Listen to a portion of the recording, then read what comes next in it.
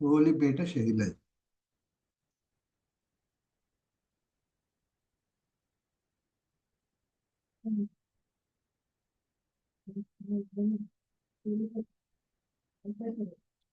हाँ।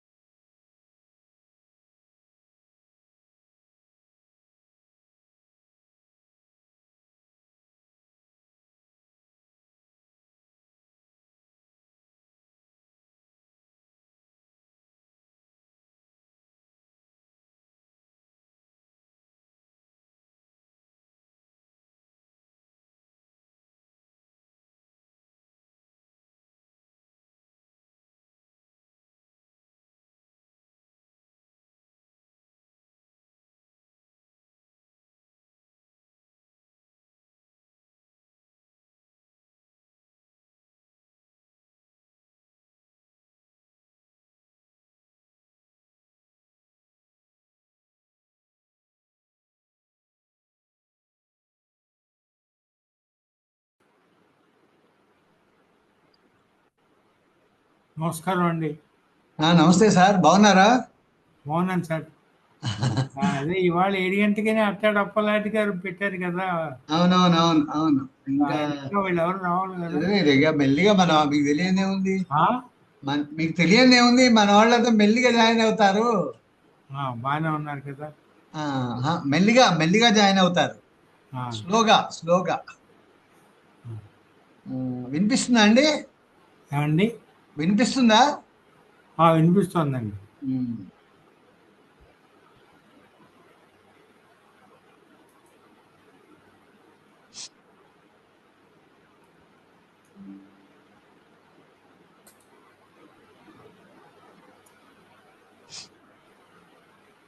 ముగ్గురే ఉన్నాయి ఇప్పుడు కదా.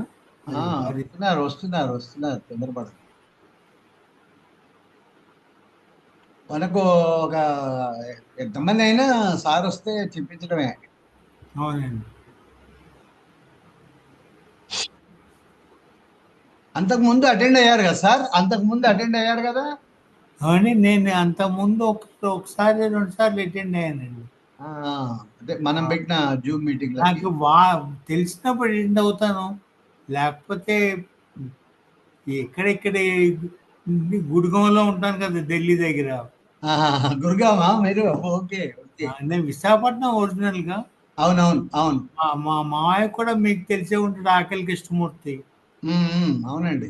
మా నాన్నగారు కూడా షిప్యార్డ్లో పనిచేసేవారు. ఉమ్, నేను ఆంధ్ర యూనివర్సిటీలో చదువుకున్నాను. ఇక్కడ సెటిల్ అయిపోయాను 1969లో. ఇక్కడికి వచ్చాను, సెటిల్ ఓకే. అయిపోయాను, ఇక్కడే పెళ్లి చేసుకున్నాను. తెలుగువాడు. ఆవిడ బా విజయనగరం ఆవిడది. ఆ, అదే ఆవిడ మా సహచరి చనిపోయింది లాస్ట్ ఇయర్. అయ్యయ్యో సారీ. ఉమ్, పర్వాలేదు. ఉమ్, ఆవిడ నాకన్నా పెద్దది 7 ఏళ్ళు. ఓకే. నా నా బాస్గా ఉండేదన్నమాట. ఉహుం, ఇప్పుడు ఇక్కడ నేను, మా అమ్మాయి, మా మనవరాలు ఉంటాం. మా అమ్మాయి కూడా పెళ్లి చేసుకోలేదు, ఓకే. మనవరాలు పెంచుకుంటుంది. మంచిది. అంటే నా దృష్టిలో ప్రోగ్రెసివే. ఏమండి? నా దృష్టిలో ప్రోగ్రెసివే. ఆ, అంటే ఈవెన్ మా అమ్మాయి కూడా పెళ్లి చేసుకోని అంటది. అదేనండి. అంటే నేను హీరింగ్ ఎయిడ్ పెట్టుకుంటాను ఉండండి. ఆ, కొంచెం ఎక్కడుంది నాది? వినిపిస్తుంది కానీ అంత ఉమ్, బాగా వినపడదు ఈ చెవి. సార్ ఇప్పుడు వచ్చారు, వయసు. ఆ, అప్పలనాయుడు గారు వచ్చారు, ఆ. జాయిన్ అవుతున్నారు. అప్పలనాయుడు గారు వచ్చారా? ఉమ్, కనిపిస్తారు, ఒక్క నిమిషం ఆగండి.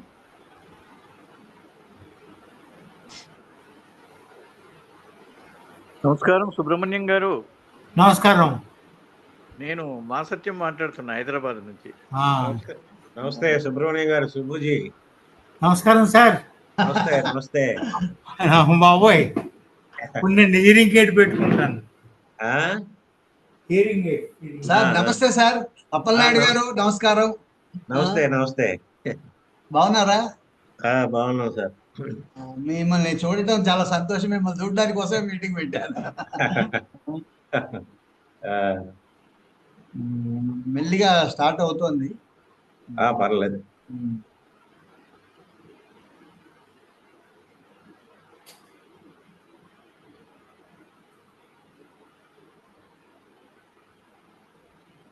ఎందుకంటే మన నార్త్ ఆంధ్ర వాళ్ళే మేము ఉమ్, బాగానే అటెండ్ కావచ్చు అని అనుకుంటున్నాను.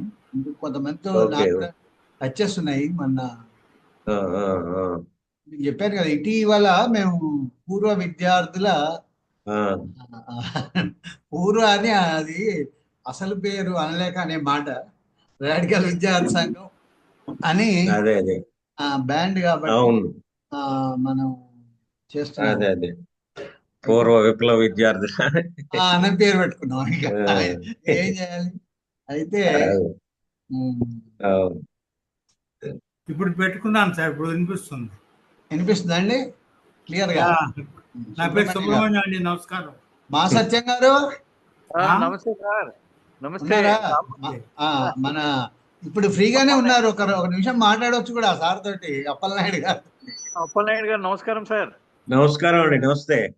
ఆ, ఆ, అమ్మా ఇప్పుడు బాగా వినిపిస్తున్నారు సార్ అందరూ అంచేత. ఆ, చాలా కాలం తర్వాత మిమ్మల్ని చూడడం అప్పలనాయుడు గారు. అవును సార్. మా అరసవిల్లి కృష్ణ ద్వారా మీ గురించి విన్నాను చాలా. ఆహాహా. అరసవిల్లి కృష్ణ ద్వారా. Okay so okay. చాలా కాలం తర్వాత సార్ అది మీ అదే అదే. సార్ నమస్కారం, నా పేరు సుబ్రహ్మణ్యం అండి. నాది విశాఖపట్నం సింధే కాలనీలో పుట్టాను. అక్కడే చదువుకున్నాను. ఇక్కడ ఉద్యోగానికి వచ్చాను ఈ ఊరు. ఢిల్లీలో స్థిరపడ్డారు. ఢిల్లీలో స్థిరపడ్డారు కదా. ఆ, ఢిల్లీ దగ్గర నుంచి ఇక్కడ కూడా ఏవో ఒక కార్యక్రమాలు చేస్తూనే ఉంటాను. ఢిల్లీ ఆ, తరఫున కూడా అక్కడికి వచ్చాం, నాటకాలు అవి వేస్తూ ఉంటాను. అవును చూశాను చాలా సార్లు మీ వాటికి. కృష్ణుడు బారిస్టర్ కలుస్తుంటారా? పాదర్శనం వేస్తాం మా మధ్యని. కృష్ణుడు కలుస్తుంటారా? కృష్ణుడు ఎవరండి? కృష్ణుడు కృష్ణుడు ఆంధ్రజ్యోతి. కృష్ణుని కలుస్తూ ఉంటానండి రెగ్యులర్. మా ఇద్దరు మంచి ఫ్రెండ్స్ అండి. అదే అదే ఆయన బుధవారం ఆయన కోలం మీద నేనే ముందు కమెంట్ చేస్తూ ఉంటాను. హైదరాబాద్ లో అంటే ఉండగా ఆయనకి ఫోన్ చేసి ఇప్పుడు హైదరాబాద్, ఆయన ఎక్కడున్నా ఫోన్ చేస్తాను. ఇప్పుడు హైదరాబాద్ లో ఉన్నాడు. అవునా? అయితే హైదరాబాద్ లో ఆయన ఉన్నప్పుడు మేమిద్దరం కలిసి తిరిగేవాళ్ళం చెట్టాపట్టాలు వేసుకొని ఇద్దరం. అయితే మీకు సివి సుబ్బారావు కూడా తెలిసి ఉండాలి పూర్వం. తెలుసు తెలుసు. మా మా ఢిల్లీలోనే ఉండేవాడు. వాళ్ళ సిస్టర్ శ్యామల కూడా ఢిల్లీలోనే ఉండే. అవును సుబ్బారావు గారు తెలుసు. అతను పీడిఆర్ అని మా అందరికి అవును అవును. యాక్టివ్ గా ఉండేవాడు. చాలా చిన్న వయసులోనే చనిపోయారు. చిన్నప్పుడు చచ్చిపోయాడు. చాలా వయసులోనే చనిపోయారు వారు. మా ఇంట్లో సుబ్బారావు గారు కూడా ఆర్ఎస్యు కదా. అవును 1979 లో మా ఇంట్లో నేను సిసి గారు అతను కూర్చున్నాం. తెల్లారంతాను కోల్డ్ కబుర్లు చెప్పుకుని. సుబ్బారావు ప్రథమ ఎమర్జెన్సీలో మేసా కింద అరెస్ట్ అయ్యాడు ఆయన. వైజాగ్ సెంట్రల్ జైల్లో ఉండేవాడు. అవును అవును సార్ అవును.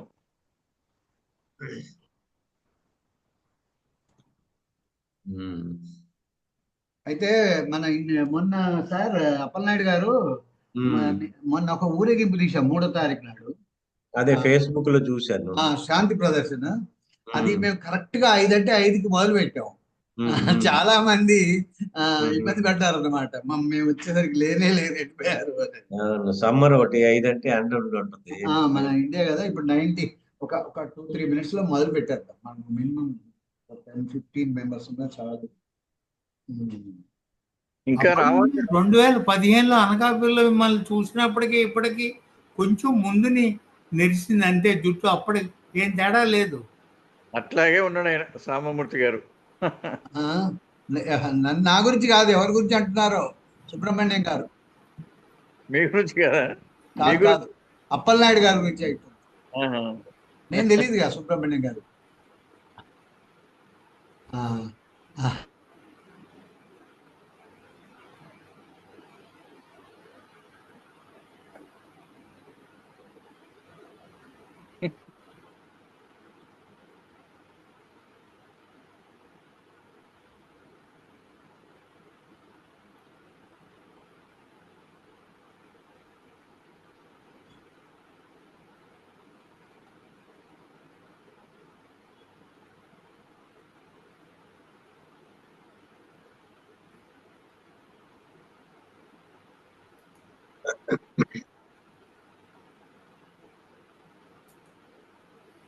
ప్రారంభిస్తే బాగుంటుందేమో. అంటే ఇక వస్తున్నారు కదా. 15 మంది అయ్యారు. కళ్యాణి మేడం వచ్చినట్టు లేదు ఇంకా. కళ్యాణి కొంచెం వాసు కూడా రావాలి. వాసు ఫోన్ కొట్టండి వాళ్ళకి. ఇంకొక 2 మినిట్స్ చూద్దాం. ఫోన్ ఒకసారి కొట్టండి. వాళ్ళ ఇబ్బంది ఏమైనా అవుతున్నారేమో. లింక్ ఓపెనింగ్ ఇవన్నీ. అవును అవును కరెక్టే సార్.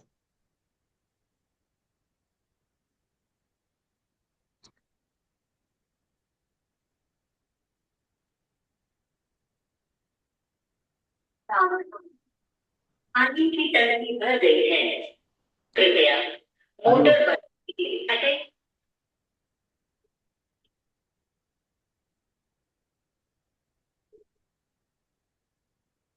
గుడ్ ఈవినింగ్ అండి, రండి.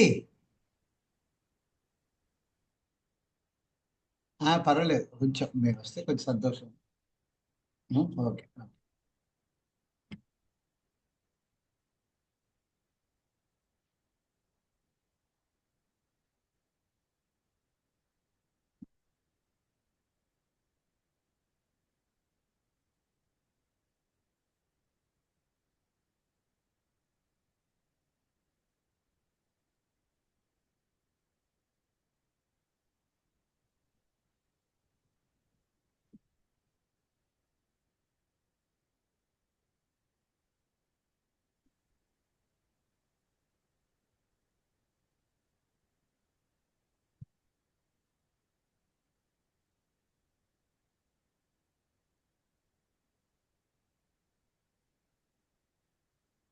సార్ స్పీకర్లు అందరూ వచ్చారా?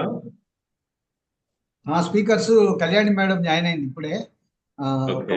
వాసు వస్తే మనం మొదలు పెట్టేయచ్చు కదా, రాకపోయినా మొదలు పెడతాడు. ఓకే. ఆయన ఎక్కడండి వాసు? మీరు కొంచెం వాసు మీరు కొంచెం- జాయిన్ అవుతున్నాడు. ఆ డేవిడ్ చూస్తుంటావు కదా కొద్దిగా. వాసు సార్ జాయిన్ అయినట్టున్నాడు. అయిందా? ఉన్నాడు. Okay okay okay okay let me start. Sir కూడా మాట్లాడమని.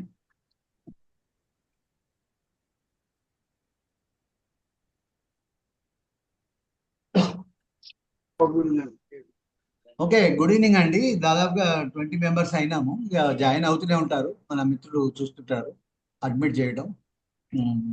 మొట్టమొదట నాకు అంటే అందరూ తెలిసిన వాళ్ళు కాకుండా కొత్త వాళ్ళు కూడా కనిపిస్తున్నారు కాబట్టి, నా పేరు సాంబమూర్తి అండి. మేము అంటే ప్రస్తుతం మా సంస్థ పేరు పూర్వ విప్లవ విద్యార్థుల వేదిక, ఇంగ్లీష్లో అయితే forum of revolutionary X students, FORES. అయితే మేము దాదాపుగా 80లో విప్లవ విద్యార్థి ఉద్యమాల్లో ఉన్నవాళ్ళు. ఆ తర్వాత కూడా ఈయన సమకాలీన సాంఘిక పోరాటాల్లో కానీ ఉద్యమాల్లో కానీ మేము కొంచెం వాయిస్ స్పందిస్తూ ఉంటాము.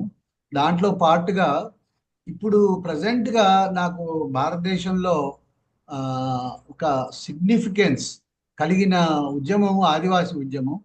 ఆదివాసీలు చాలా ఇబ్బందిలో ఉన్నారని నాకు అనిపిస్తుంది. ఎందుకంటే మానవ స్వభావం ఏంటంటే, ఒక ప్రాణం పోయిందంటే మనం చాలా బాధపడతాం.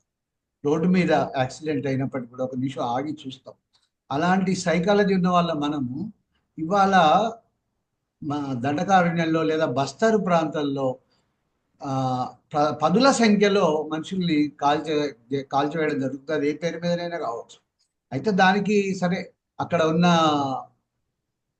వనరుల కోసం, వనరులని సామ్రాజ్యవాదులకు పెట్టుబడిదారులకు అప్పచెప్పడానికి ప్రభుత్వం వాళ్ళతో అంగీకారం చేసుకొని ఆదివాసుల్ని ఖాళీ చేయించడం లేదా మావోయిస్టుల పేరుతోటి ఇలాగ ఒకటి జరుగుతుంది. దాని మీద మేము రీసెంట్గా ఒక శాంతి ప్రదర్శన కూడా చేశాము.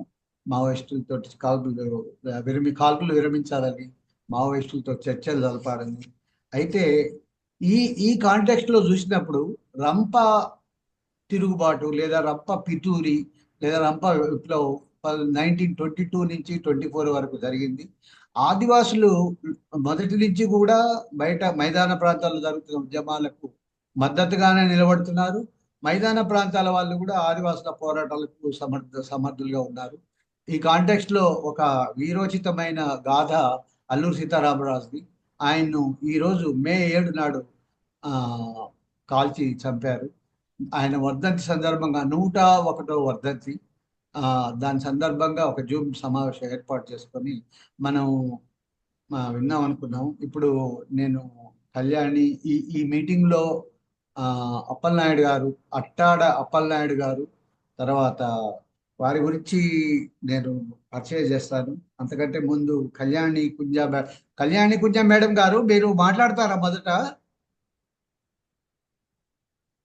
మేడం మాట్లాడదు సార్. నమస్తే సార్. నమస్తే అండి. మీరు ఎందుకంటే ఏదో బాబు అది అన్నారు కాబట్టి మీరు మాట్లాడండి మొదలు. విషయం అంతా చెప్పాను కదా మీకు. మీకు అంటే మిమ్మల్ని పిలవగానే మీరు ఇప్పుడు మాట్లాడడానికి ఏం ప్రాబ్లం లేదు కదా అంటున్నాను. అడుగుతున్నాను సార్. ఏమండి సార్ మాట్లాడాక మాట్లాడతాను. అలాగా? ఏమో అంటే మీరే మొదలు పెడితే బాగుంటుందని. మాట్లాడండి, పర్వాలేదు. మీరే మాట్లాడండి. మీరు అదే ఒక్క నిమిషం అండి. సరే, ఆదివాసి గారు ఎక్కడ ఉంటున్నారు? కళ్యాణి గారు వరంగల్. ఓకే మేడం, కళ్యాణి గారుని మనం మొదట విందాము. అయితే 2 మాటలు. ఆదివాసీ యువ కవయిత్రి, వృత్తిరీత్యా అధ్యాపకురాలు, గత కొన్ని సంవత్సరాలుగా కవితలు రాస్తున్నారు. ప్రజాస్వామ్య రచయిత్రుల వేదికలో క్రియాశీలక సభ్యురాలు. ఆదివాసీ సంస్కృతి, సమస్యలు, పీడిత వర్గాల పోరాటాలకు నిత్యం మద్దతుగా నిలబడుతున్నారు. మీకు విప్లవాభినందనలండి. మీరు ఈ అల్లూరి సీతారామరాజు వర్ధంతి సందర్భంగా మిమ్మల్ని మాట్లాడవలసిందిగా కోరుతున్నాను. ముందుగా అందరికీ నమస్కారాలు. అల్లూరి సీతారామరాజు గారి 101వ వర్ధంతి సందర్భంగా ఆ, నన్ను ఇక్కడికి ఇన్వైట్ చేసినటువంటి ఆ, పూర్వ విప్లవ విద్యార్థి సంఘ సభ్యులందరికీ నా నమస్కారాలు. పాల్గొన్న వాళ్ళందరికీ నమస్కారాలు. స్వాతంత్ర్య వీరుడు సీతారామరాజు వనజీవుల వీరుడా, బ్రిటిష్ బలగాలను నిద్రపోనీయక ఆదివాసుల ఆశల తేజమై అణచివేతకు ఎదురు పలికిన ధైర్యం నీవై, తపస్సుతో పెరిగి గిరిజన గుండెలలో గర్వగీతిగా నిలిచి ఆయుధమైన నీ నడకే స్వేచ్ఛకై సాగిన మార్గం. కట్టుదిట్టమైన బ్రిటిష్ పీఠాన్ని కంపింపజేసిన ఘనతవై వెలుగొందావు. నమ్మిన సిద్ధాంతానికి బలిగా మారి దేశం నలుమూలిలా స్ఫూర్తిగా నిలిచిన వీరుడా, విప్లవ వీరుడా, జోహార్లు. ముందుగా అల్లూరి సీతారామరాజు ఈ జోహార్లు తెలుపుకుంటూ, అరణ్య వీరుని ఆదర్శ జీవితం నిజంగా అందరికీ తెలిసినటువంటిదే. భారత స్వాతంత్ర్య సమరయోధుల్లో చిరస్థాయిగా నిలిచిపోయినటువంటి పేరు అల్లూరి సీతారామరాజు గారిది. వారి జీవితం ధైర్యానికి, త్యాగానికి, దేశభక్తికి ప్రతీకగా నిలవడం జరిగింది. పుట్టినరోజు నుండి చనిపోయే వరకు ఎన్నో సందర్భాలు, సంఘటనలు చరిత్ర ద్వారా అవగాహన అయ్యాయి. అయితే ఇక్కడ రంపా తిరుగుబాటు నుంచి మొదలుకుంటే 1922 నుండి 1924 వరకు ఇది ఈయన జీవితంలో కీలక ఘట్టంగా మనం చెప్పుకోవచ్చు. తూర్పుగోదావరి, విశాఖపట్నం జిల్లాలోని గిరిజనులు బ్రిటిష్ విధానాలకు ఎదురుగా నిలిచేలా చేసింది సీతారామరాజు గారు అనడానికి మనకు అనేక ఆధారాలున్నాయి. ఆయన చేసినటువంటి త్యాగ ఫలితము, వాళ్లకు నేర్పినటువంటి ప్రేరణ ఏదైతే ఉందో అది చిరస్థాయిగా నిలిచిపోయేలా ఉంది. ముఖ్యంగా ఈ రంపా తిరుగుబాటు విధానంలో కారణాలు ఏంటి అని చూసుకున్నప్పుడు, ఫారెస్ట్ లాస్లతో గిరిజనుల జీవితం నాశనం కావడం, ఆ నాశనం కావడం అనేది తనకు నచ్చినటువంటి విషయం. జమీందారులు చేసే అన్యాయాలు, బలవంతపు కూలీ పనులు, బేగార్ సిస్టమ్, వీటన్నింటినీ అతను అన్యాయంగా భావించి ఆ ప్రజల పక్షాన, అడవుల్లో ఉన్నటువంటి ఆదివాసుల పక్షాన అతను నిలబడి స్వాతంత్ర్యం కోసం పోరాటం చేయడమే కాకుండా ఆ ప్రజల లోపల దైవంగా నిలబడడం అనేది గొప్ప విషయం. ఇంకా ఏం చేయాలో, ఎలా చేయాలో అనే విషయాలన్నింటినీ తను స్వయంగా గిరిజనులకు నేర్పించడం జరిగింది. ఆ తర్వాత విలువిద్యని పెంచి వాళ్ళకి చూపించడము, ఆల్రెడీ ఉన్నటువంటి విద్యనే ఇంకా ఎక్కువ మందికి నేర్పించడము, రాత్రిపూట బ్రిటిషర్స్కి వ్యతిరేకంగా పోరాటం చేయడం కోసం అతను పోలీస్ స్టేషన్లో దాడులు చేయడం, ఆయుధాలు లూటీ చేయడం, ఇతని పోరాటాలు మనం గనక చూసినట్లయితే గెరిల్లా యుద్ధం తరహాలో సాగిందనడానికి మనకి ఉదాహరణలు చాలా ఉన్నాయి. బ్రిటిష్ వారిని అతని యొక్క ప్రతిభా పాఠవం చేత తికమక పెట్టించడం కూడా జరిగింది. బ్రిటిష్ వాళ్ళు మోసం చేసి తనను చంపే నాటికి అతనికి వయస్సు 27 సంవత్సరాలు మాత్రమే. అయితే అతను చనిపోవడం అనేది బ్రిటిషర్స్ అనుకున్నటువంటి విషయం మాత్రమే. కానీ అతను ఎంతో మందిలో బ్రతికే ఉన్నాడు, ఎందరికో ప్రేరణనిచ్చాడు, స్వాతంత్ర్య సమరంలో పాల్గొనేలా చేశాడు అనడానికి మనకి చాలా నిదర్శనాలు కనబడుతూ ఉంటాయి. అతను ఒక విప్లవం, ఒక నినాదమై మిగలడమే కాకుండా వ్యక్తి కాదు, సమూహ శక్తి, ఒక యోధుడుగా కూడా నిలబడడం జరిగింది. అయితే నేడు మళ్ళీ అడవులలో అల్లూరి నడయాడాల్సిన అవసరం ఎంతైనా ఉందనడానికి మనకు ఇప్పుడు కళ్ళ ముందు జరుగుతున్నటువంటి నిజాలే మనకి సాక్ష్యాలుగా కనబడుతున్నాయి. సార్ ముందు చెప్తూనే ఉన్నారు, అడవుల్లో బస్తర్ ప్రాంతాల్లో ఒక ప్రాణం పోతే మనం ఆగి చూసి విలువిల్లాడతాం, అలాంటిది గుంపుగా చంపేయడం అనేది ఒక అమానుషమైనటువంటి విషయం. అదేమిటంటే ఆదివాసీ గూడాలు అడవులను ఆశ్రయించుకొని అడవిని రక్షిస్తూ నగర నాగరికతకి దూరంగా స్వచ్ఛంగా జీవనాన్ని గడుపుతూ ఉన్న క్రమంలో రోజుకో సాకుతో నిలబడిన నేలనే లాక్కోవాలనే రాజ్యాధికారపు కుట్రకి బలి అవుతూ ఉన్న జీవితాలు అనేకంగా ఉన్నాయి. మొన్నటికి మొన్న దట్టమైన నల్లమలను కార్పొరేట్ సంస్థలకు కట్టబెట్టడానికి, యురేనియం తవ్వకాలను చేయటానికి పెంటలను భయభ్రాంతులకు గురి చేయడం మనం చూసాం. ఇబ్బందులు చేస్తున్నాయి కూడా. అదే తరహాలో నేడు నల్లగుట్టలు, అదేమంటే ఏరివేత. ఏరివేత అనేది అందరికీ తెలిసినటువంటి విషయమే. ఏంటో దిక్కుతోచని స్థితి. రాజ్యాంగంలో ఎలాంటి హక్కులు కల్పించబడ్డాయో తెలియదు. అసలు రాజ్యాంగం ఒకటి ఉందన్న విషయం కూడా తెలియని అమాయకపు గూడాల్లోని ప్రజలను సైనిక బలగాలను మోహరించి అడవిలోకి ఆవులు మేపడానికి వెళ్ళిన వాళ్ళను సైతం ఎన్కౌంటర్ చేస్తామని బెదిరించటం, చంపేయటం అమానుషమైనటువంటి చర్యగా మనం చెప్పుకోవచ్చు. చెట్ల నుంచి వచ్చినటువంటి పువ్వులను, పండ్లను, కాయలను, దుంపలను వీటిని మాత్రమే సేకరించి బతికేటువంటి, ఆ పూట గడిస్తే చాలు అనుకునేటువంటి అమాయకపు జీవులను భయపెట్టడమే కాకుండా గుంపులుగా చంపేయడం అనేది సరి అయినటువంటి విషయం కాదనేది మనం గుర్తుంచుకోవాల్సినటువంటి విషయం. వారి కల్మషం లేని హృదయాల్లో కల్లోలాన్ని రేపి కలవర పెడుతున్నాయి నిజంగా ప్రభుత్వాలు. ఏ మత భావజాలానికి బలిపశులను చేస్తుందో ప్రభుత్వం. ఈ తరుణంలో నాడు అల్లూరి విల్లంబుల సైన్యాన్ని ఎలాగైతే తయారు చేశారో, నేడు అలాంటి సైన్యాలు ఆ స్ఫూర్తితో తయారైతే అడవులను రక్షించుకోగలుగుతాం, అమాయకపు జనాలను రక్షించుకోగలుగుతాం. నాడు అల్లూరి బ్రిటిష్ వారిని ఏకంగా 2 సంవత్సరాల పాటు కంటి మీద కునుకు లేకుండా చేశారు. చేయడమే కాకుండా పోలీస్ స్టేషన్లను ధ్వంసం చేశారు. అలాంటి స్ఫూర్తి మళ్ళీ నేడు వస్తేనే ఈ అమాయకపు జీవులు బ్రతుకుతారనడానికి ఒక ఆశావహ దృక్పథంగా అనిపిస్తుంది. ఆ స్ఫూర్తి నేడు అందరిలో కలగాలి. అన్యాయంగా అమాయకులు బలి కాకుండా చూడాల్సిన అవసరం ఉంది. కనుక ఎవరి తరహాలో వారు ఆ అన్యాయాన్ని ఎదురించుటకు అవగాహన కలిగించే కార్యక్రమాలు చేపట్టాలి. వీరులను తయారు చేయాలి. అడవి మనుగడను, మానవ మనుగడను కాంక్షిస్తూ ముందుకు సాగాలి.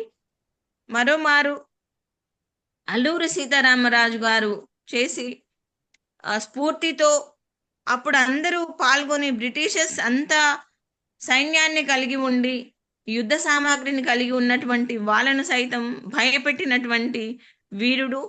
అతను పుట్టినటువంటి గడ్డ మీద ఉన్నటువంటి మనము అలాంటి వాళ్ళని తయారు చేయడమే కాకుండా అక్కడ ఉన్నటువంటి ప్రజల పక్షాన నిలబడి రచయితలుగా ఇంకా వారి పక్షాన వారికి ప్రేరణ కల్పిస్తూ ముందుకు వెళ్ళాలని నేను కోరుకుంటున్నాను.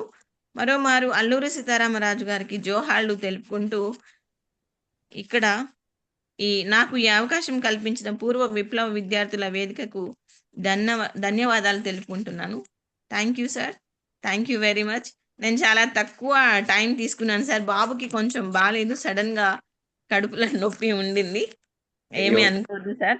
Thank you sir, thank you very much. Thank you Kalyani madam. మీరు అదే బాబుకి అలా ఉందనేసరికి సరే, మేము పిలిచినందుకు, మీరు వచ్చినందుకు చాలా కృతజ్ఞతలు. అది చూసుకోండి, వీలైతే జాయిన్ అవుతూ ఉండండి sir. Thank you sir.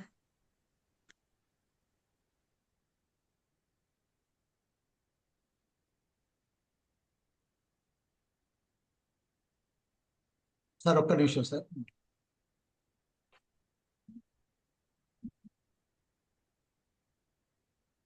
Sir సరే, మేడం చాలా తక్కువ టైమే తీసుకున్నారు, పర్వాలేదు. ఇప్పుడు మీకు రిలేటివ్గా ఎక్కువ టైం దొరుకుతుంది. కాకపోతే ఇంకా తర్వాత ఎంఏ శ్రీనివాస్ అని కూడా ఉన్నారు. సరే మిత్రులారా, నేను అప్పలనాయుడు గారిని 2 వాక్యాలతో పరిచయం చేస్తాను. అట్టాడ అప్పలనాయుడు గారు ఉత్తరాంధ్రకు చెందిన కథా నవల రచయిత. ఈయన విజయనగరం జిల్లా కొమరాడ మండలం గుమ్మడ గ్రామంలో 53వ సంవత్సరం ఆగస్టు 23వ తేదీన జన్మించారు. కోటిపాల్ జిల్లా పరిషత్ హై స్కూల్లో 10వ తరగతి వరకు చదువుకున్నారు. ఆ సమయంలో శ్రీకాకుళ సాయుధ పోరాటం వైపు ఆకర్షితుడయ్యారు. జననాట్య మండలిలో లేదా విరసంలో పనిచేశారు. పార్వతీపురంలో ఇంటర్మీడియట్ చదివారు. జంఝావతి రిజర్వాయర్ నిర్మాణంలో కూలీగా పనిచేశారు. నాగావళి వారపత్రికలో పనిచేశారు. తర్వాత బ్యాంకు ఉద్యోగిగా పనిచేశారు. వీరు తన మిత్రులతో కలిసి శ్రీకాకుళ సాహితీ అనే సంస్థను స్థాపించారు. ప్రతి నెల సభలు సమావేశాలు నిర్వహించారు. జముకు అనే బులెటిన్ ను కూడా ఈ సంస్థ తరఫున తీసుకొచ్చారు. నాగావళి కథలు, వంశధార కథలు, జంఝావతి కథలు మొదలైన కథా సంకలనాలను సంస్థ తరఫున ప్రచురించారు. దాదాపు 100కు పైగా కథలు, నవలలు రాశారు. బహళ నవల ఉత్తరాంధ్ర పోరాట జీవనానికి అద్దం పట్టింది. రావిశాస్త్రి పురస్కారం, కళారత్న, తెలుగు విశ్వవిద్యాలయ పురస్కారాలు, ఇంకా చాలా పురస్కారాలు వీరిని వరించాయి. సాహిత్య అకాడమీలో కూడా సభ్యులుగా ఉన్నారు. శ్రీకాకుళ పోరాటంలోని మహిళల గాథని నక్షత్ర బాట అనే నవలగా రాశారు. మిమ్మల్ని మా మీటింగ్ లో పిలిచినందుకు నాకు చాలా సంతోషంగా ఉంది సార్. ఎందుకంటే శ్రీకాకుళం అంటేనే మాకు ఒక రకమైన శ్రీకాకుళ పోరాటాన్ని మీరు కొంచెం పరిశీలించిన వారు, దాంట్లో పార్ట్గా ఉన్నారు. అప్పల్సూరి గారి సంబంధికులు, ఇవన్నీ ఓకే. మీరు ఇప్పుడు మాట్లాడవచ్చు, టైం తీసుకోవాలి. Thank you sir. అందరికీ నమస్కారం. రామ్మూర్తి గారు శ్రీకాకుళం అంటే ఎలా పొంగిపోతున్నారో, విప్లవ విద్యార్థులు, ఆ పూర్వ విప్లవం కాదు, పూర్వ విద్యార్థులు అన్నమాట. పూర్వ విద్యార్థులు మీరు కానీ విప్లవకారులు. ఇప్పటికి విప్లవ పార్టీలో ఉన్నామా, నిర్మాణంలో ఉన్నామా లేదని కాదు, విప్లవ ఆలోచనలతో ఉన్నారు మీరు కనుక విప్లవ పూర్వ విద్యార్థులు. మీ ఆర్ఎస్యు పేరు తలుచుకుంటేనే నాకు ఉత్తేజకులు. మాకు ఇందాల సుబ్రహ్మణ్యం గారు, సుబ్బారావు గారు, తర్వాత రమణి, వైజాగ్లో కొంతమంది పరిచయం ఆ రోజుల్లో. వాళ్ళు విద్యార్థి రంగంలో చేసినవి ఇదంతా. సరిగ్గా ఆ ఉత్తేజాన్ని కొనసాగిస్తున్నటువంటి మీ అందరికీ ముందుగా అభినందనలు. ఇవాళ చాలా అవసరం. మీరే అన్నట్టుగా ఒక దుర్మార్గంగా చేయడమే కాకుండా రాజ్యాంగ వ్యతిరేకం. అసలు ప్రజాస్వామిక రాజ్యానికి పౌరుల్ని చంపే అధికారం లేదు అసలు. ఏ శాసనంలో కూడా అది లేదు. రాజ్యాంగం ప్రకారం పరిపాలించాలి. నేరస్తులైతే కోర్టుకు అప్పచెప్పి న్యాయస్థానాలు శిక్షలు విధించాలి తప్ప ఒక హోమ్ మినిస్టరు, ఒక పోలీసులు నేరస్తులను శిక్షించే అధికారం లేదని సమాజానికి తెలుసు. కానీ సజావుగా చేసుకెళ్ళిపోతున్నారు. ఈ దశలో అసలు దీని గురించి చర్చించడం చాలా అవసరం. దానికి ప్రేరణగా నిజంగా ఇది కూడా బహుశా అది దేశంలోనే కాదు కానీ కళింగాంధ్రాలో తొలి బూటకపు ఎన్కౌంటర్ అల్లూరి సీతారామరాజు. వాళ్ళు ఎన్కౌంటర్ అనే పదముకి అర్థాన్ని పూర్తిగా మార్చారు. అది ఎన్కౌంటర్ ఏం కాదు, అల్లూరి సీతారామరాజుని పట్టుకొని తీసుకువెళ్ళి చెట్టుకు కట్టి కాల్చి చంపారని చెప్పకుండా ఎన్కౌంటర్ అంటారు. ఇవాళ కూడా ఎన్కౌంటర్ అని అంటారు. కోపం వస్తే ప్రతివాడు ఒక రేపు మీదనో లేదా దొంగ దొరికితే వాడిని ఎన్కౌంటర్ చేసియండి అంటే చంపేయండి. చంపేయడాన్ని ఎన్కౌంటర్ అంటున్నారు. అవతల వాడితో ఎదురుదాడిని ఎన్కౌంటర్ అనే పదం మారిపోయి ఎన్కౌంటర్ అంటే చంపేయడం. కగారుకు వచ్చేసరికి ఏమైంది, ఎదురుగా నిలబడి వాడిని చంపడం అన్నది ఎన్కౌంటర్. కగారు ఏంటంటే ఎదురుగా నిలబడిన వాడిని కాదు, ఎక్కడో ఉన్నవాడిని వెదికి వేటాడడం ఎన్కౌంటర్ అయింది. అంచేత ఆ స్థాయి భేదాలు కూడా మనం చూసుకొని ఈ సీరియస్నెస్ గా మనం ఆ పదాలని, వాతావరణాన్ని అర్థం చేసుకోవడానికి నేను చెప్తాను. ఎన్కౌంటర్ అనే పదం చాలా చిన్నది. ఈవేళ ఎన్కౌంటర్ అనేది కాదు, వేట. ఎక్కడో ఉన్న వాళ్ళని వెతికి వేటాడటం, ఈ స్థితికి వెళ్ళాం. ఈ ప్రాసంగికతను మనం అల్లూరు నుంచి తీసుకోవాలి. ఎందుకు ఇలాగ ఆదివాసీ ప్రాంతాన్నే జరుగుతుంది? మిగతా మైదాన ప్రాంతాల్లో కూడా జరుగుతుంది. ఉదాహరణకి ఢిల్లీ రైతులు దీర్ఘకాల పోరాటం చేస్తే రోడ్ల మీద మేకులు దాపించారు, జైళ్లు పెట్టారు, కేసులు పెట్టారు, నానా హింస కూడా పెట్టారు. విశాఖ ఉక్కు కర్మాగారం కార్మికులు 4 ఏళ్ల నుంచి పోరాడుతున్నా వాళ్ళని అనేక రకంగా హింసిస్తున్నారు. ఎవరినైనా ఎందుకు రాజ్యం హింసిస్తుంది అని అనుకుంటే అది ప్రజా వ్యతిరేక రాజ్యం కనుక ఇవన్నీ చేస్తుంది. ఆదివాసీకి వచ్చేసరికి ఆదివాసీలు తొలి నుంచి బహుశా ప్రారంభం నుంచి అది ఎప్పుడు ఇతర ప్రాంతం పాలకుల రాజ్య హింసకు ఆధిపత్యానికి తొలగ్గలేదు. ఇప్పుడు నెత్తురోడుతూనే పోరాడుతూనే ఉంది.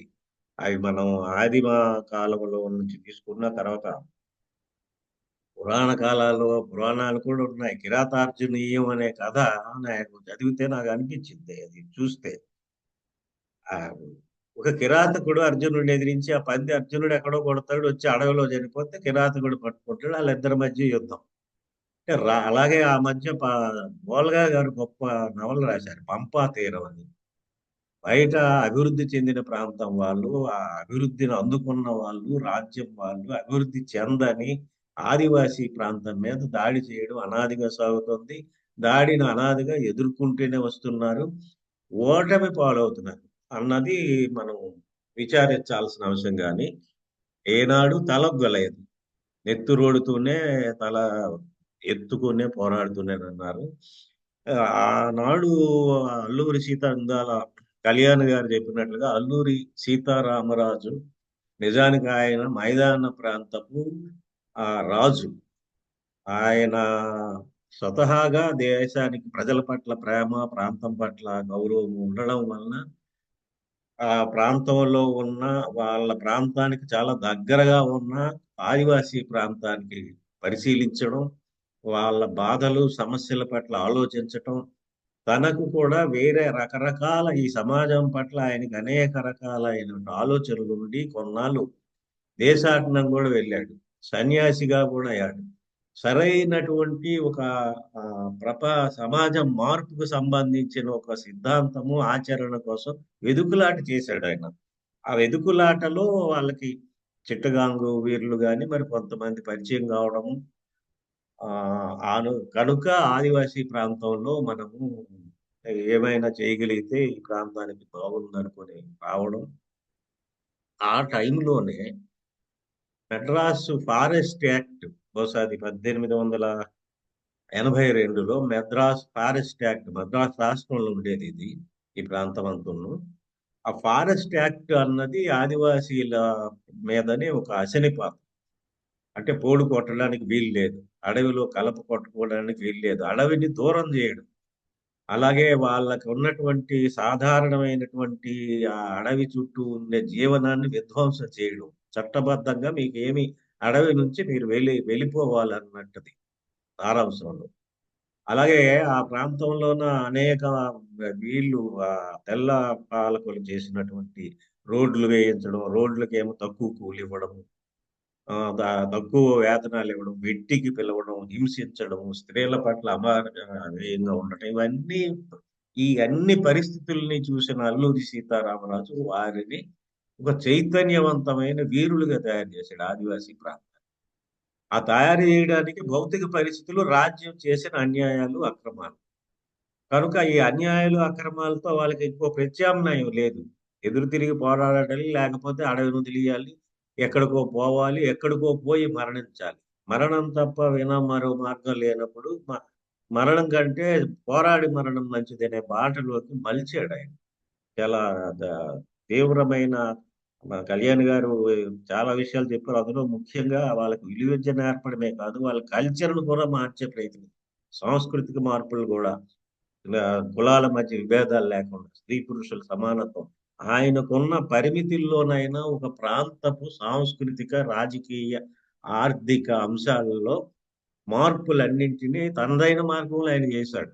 ఆయనకి అంత జాతీయోద్యమం పట్ల ఎంత అవగాహన ఉంది, ఈ వర్గ సమాజమా ఇది, ఈ వర్గ సమాజాన్ని ఎలా మార్చాలా, ఇక్కడ కొన్ని పరిమితులు ఉంటే ఉండొచ్చు, కానీ తను చేసినటువంటి కార్యాచరణలో మాత్రం మనం తప్పకుండా అంగీకరించవలసినవి ఉన్న వాస్తవ పరిస్థితుల్లో ప్రజల్ని చైతన్యవంతం చేయడం, సాంస్కృతికంగా చైతన్యవంతం చేయడము, ముఖ్యంగా తమ అస్తిత్వాన్ని నిలుపుకోవడానికి వీరోచిత పోరాటం చేయడం అన్నది అల్లూరి సీతారామరాజు నుంచి మనం తెలుసుకోవాల్సిన అంశాలు. అందుకనే ఆయన్ని మైదాన ప్రాంతం వాళ్ళు కూడా ఆహ్వానించారు. రంప, మిగతా అటుపక్క పోరాట ప్రాంతాలే కాక కిందకు వస్తే మైదాన ప్రాంతం తూర్పుగోదావరి వరకు కూడా ఆయన్ని ఆహ్వానించారు మైదానం వాళ్ళు కూడా. కాకపోతే ఆనాటి రాజకీయ పార్టీలు కొంత, ముఖ్యంగా జాతీయోద్యమానికి హీరో అని చెప్పుకునే కాంగ్రెస్ వాళ్ళు ఆయన్ని అంగీకరించలేదు, ఆయన పట్ల ఆదరంగా లేరు. తర్వాత మరణించిన తర్వాత ఆయన్ని అంగీకరించడం, ఆయన కీర్తించడం, ఈవేళ అసలు జాతీయోద్యమంలో పాత్ర లేని బీజేపీ వాళ్ళు కూడా విగ్రహాన్ని ఆవిష్కరించడం అన్నది చరిత్రలో మనకు కనిపించిన ఒక విషాద ఘటనలు ఇవన్నీ. కానీ ఆ రోజుకి ఆయన తనదైన ఒక లక్ష్యంతో, బహుశా ఆయనకి తన ప్రాంతాన్ని రక్షించుకోవడము, ముఖ్యంగా బ్రిటిష్ సామ్రాజ్యవాదం నుంచి ఈ ప్రజల్ని కాపాడడం అనే బాధ్యతతో చాలా బాగా పనిచేశాడు. అయితే ఆ రోజులకి ఏమైందంటే అప్పటికి ఇప్పటికి మనకు చాలా తేడా. ఆ రోజుల్లో శ్రీశ్రీ గారు అన్నట్లు కండ బలము కొండ ఫలము కాజేసిన దొండగేడి నల్లూరి సీతారామ శ్రీశ్రీ పాట ఉంటుంది, తెలుగువేర లేవన అన్నది. అందులో కండ బలము కొండ ఫలం మాత్రమే దోచడం ఆ రోజుల్లో ఫారెస్ట్ యాక్ట్ గట్రా పెట్టారు. కానీ ఇవాళ అసలు ఆదివాసీ ప్రాంతంలో ఈ సైన్స్ అండ్ టెక్నాలజీ పెరిగిన తర్వాత ఆదివాసీ ప్రాంతమే కాదు, అనేక ప్రాంతాల్లో భూగర్భాల్లో అనేక విలువైన ఖనిజాలు ఉన్నాయి. ముఖ్యంగా ఆదివాసీ ప్రాంతంలో భూగర్భంలో విలువైన ఖనిజాలు ఉండడమే కాకుండా అటవీ ప్రాంతంలో విలువైనటువంటి ఔషధ మొక్కలు ఉన్నాయి, అనేక రకాల పంటల ఫలసాయాలు ఉన్నాయి, విలువైన వృక్షాలు ఉన్నాయి. వీటిని ఆక్రమించాల్సిన కార్పొరేట్ కంపెనీలు కానీ సామ్రాజ్యవాదులు కానీ ఆక్రమించాలంటే ఆదివాసీలను అక్కడి నుంచి నెట్టేయాలి. ఒకప్పుడు మద్రాసు యాక్ట్ ఉన్నప్పుడు అది ఎలాగైతే చేసిందో, ఈవేళ అనేక ఉద్యమాల ద్వారా అసలు ఆదివాసీలు 1 ఆఫ్ 70 శ్రీకాకుళ పోరాటం వల్ల రావడం, అంతకు ముందు మరికొన్ని చట్టాలు ప్రభుత్వాలు ప్రజాస్వామిక పద్ధతిలో ఉన్నప్పుడు ఆదివాసీ ప్రాంతాన్ని ఏ ఆధిపత్య వర్గాలు కానీ వ్యాపార వర్గాలు కానీ ఆక్రమించి వీల్లేని చట్టాలు కూడా చేశారు. ఇవాళ ఆ చట్టాలు ఉన్నాయి. ఆ చట్టాలను తుంగదోసి మాట్లాడుతున్నారు, చర్యలు చేస్తున్నారు. ఇవాళ ఇంకా ఆంధ్రప్రదేశ్ స్పీకర్ అయితే అరకు లాంటి ప్రాంతంలో, అరకులో 1 ఆఫ్ 70 వల్ల అరకు అభివృద్ధి కావటం లేదు, టూరిస్ట్ సెంటర్ కావాలంటే 1 ఆఫ్ 70 ఎత్తివేయాలన్నమాట. అంటే ఏ ఆదివాసీ ప్రాంత హక్కుల కోసం ప్రత్యేక చట్టాలు షెడ్యూళ్ళు రాసుకున్నారో అవి మళ్ళీ కార్పొరేట్లకి, అది పాలక వర్గాలకి ఆటంకంగా ఉన్నాయి కనుక వాటిని గౌరవించడం మానేశారు. ఇది మన సీతారామరాజు నుంచి ఈవేళకి తేడా. సీతారామరాజు నాడు వాళ్ళకి ఏ చట్టాలు లేవు, వాళ్ళ రాజ్యాంగం మంది కాదు, బ్రిటిష్ వాళ్ళది. వాడు ఇక్కడ ఏదైనా అక్రమం చేస్తాడు, ఏ అన్యాయమైనా చేస్తాడు, చేశాడు. 2 ఏళ్ళ మొత్తం వాళ్ళ సైన్యం అంతా పనిచేసి గ్రామాలు తగలబెట్టి చాలా దారుణాలు చేసి 2 ఏళ్ల పాటు ఆయన్ని ఎదుర్కోలేక చివరి దశలో ఎదుర్కొని ఓడి చంపారు. ఎన్కౌంటర్ కాదు, దారుణంగా చంపారు. ఇవాళ అది పరిస్థితి ఏంటంటే ఆదివాసీ ప్రాంతం ఉదాహరణకి దాని క్రమం కళింగాంధ్రలోనే శ్రీకాకుళోద్యమం, మహత్తర శ్రీకాకుళం అని అంటాం. దాంట్లో అనేక రైతాంగం ఉండొచ్చు, మైదానం ఉండొచ్చు, విద్యార్థులు అనేక మంది వచ్చారు. కానీ శ్రీకాకుళోద్యమం కీలక ప్రాంతము, కీలకమైనటువంటి మలుపు తిరగడానికి కూడా ఆదివాసీ ప్రాంతమే కారణం. పార్వతీపురము, పాలకొండ, పాతపట్నం ప్రాంతాల్లో ఉన్న ఆదివాసీ ప్రాంతంలో ఆదివాసీలు స్వతంత్రం వచ్చిన తర్వాత శ్రీకాకుళ పోరాటం సాయుధమైంది 1968 నవంబర్ 25.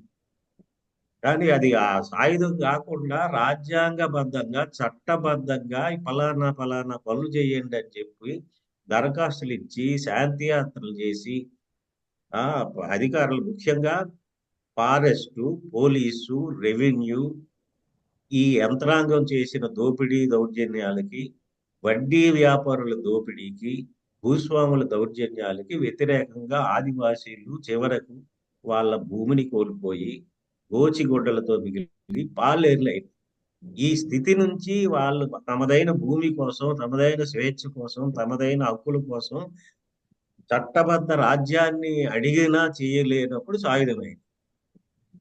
ఇది శ్రీకాకుళ ఉద్యమానికి సంబంధించి. సాయుధం అయినారు కనుక వాళ్ళు భూస్వాముల ఇళ్ళని దాడులు చేశారు, భూస్వాముల తలలు నరికి ద్వారాల ఇంటి ద్వారాలకు కట్టారనే ఒక మాట చెప్తూ, ఒక సాకు చెప్తూ శ్రీకాకుళం ఉద్యమాన్ని నెత్తుటేరులో ముంచారు. సరిగ్గా అల్లూరి సీతారామరాజును కూడా పట్టుకోవడం కానీ చంపడం కానీ వాళ్ళు ఎన్నెన్ని చేశారో బ్రిటిష్ వాళ్ళు, స్వదేశీ పాలకులు ఇవాళ అవన్నీ చేస్తూనే అధికంగా చేస్తున్నారు. అల్లూరి సీతారామరాజు తలకు వెలలు కట్టారు ఆ రోజు. 10,000 అనుకుంటారు, 10,000 రూపాయలు పట్టుకుంటే, సీతారామరాజుని పట్టుకుంటే 10,000, మిగతా వాళ్ళు పట్టుకుంటే 1,000 రూపాయలు. ఈవేళ మావోయిస్టులు కావచ్చు, ఇంకా నక్సలైట్లు కొంతమంది తలలకు వెలలు కట్టారు, కోట్ల రూపాయల వెలలు కట్టారు. అలాగే ఊళ్ళు తగలబెట్టారు. సీతారామరాజు ఉద్యమం సాగుతున్నప్పుడు కొన్ని ఊళ్ళు ఇల్లు కాల్చి పారేశారు, పంటలు ధ్వంసం చేశారు, స్త్రీలను అత్యాచారాలకు గురి చేశారు, కనబడిన వాళ్ళని కనబడేటట్టు కాల్చి చంపారు.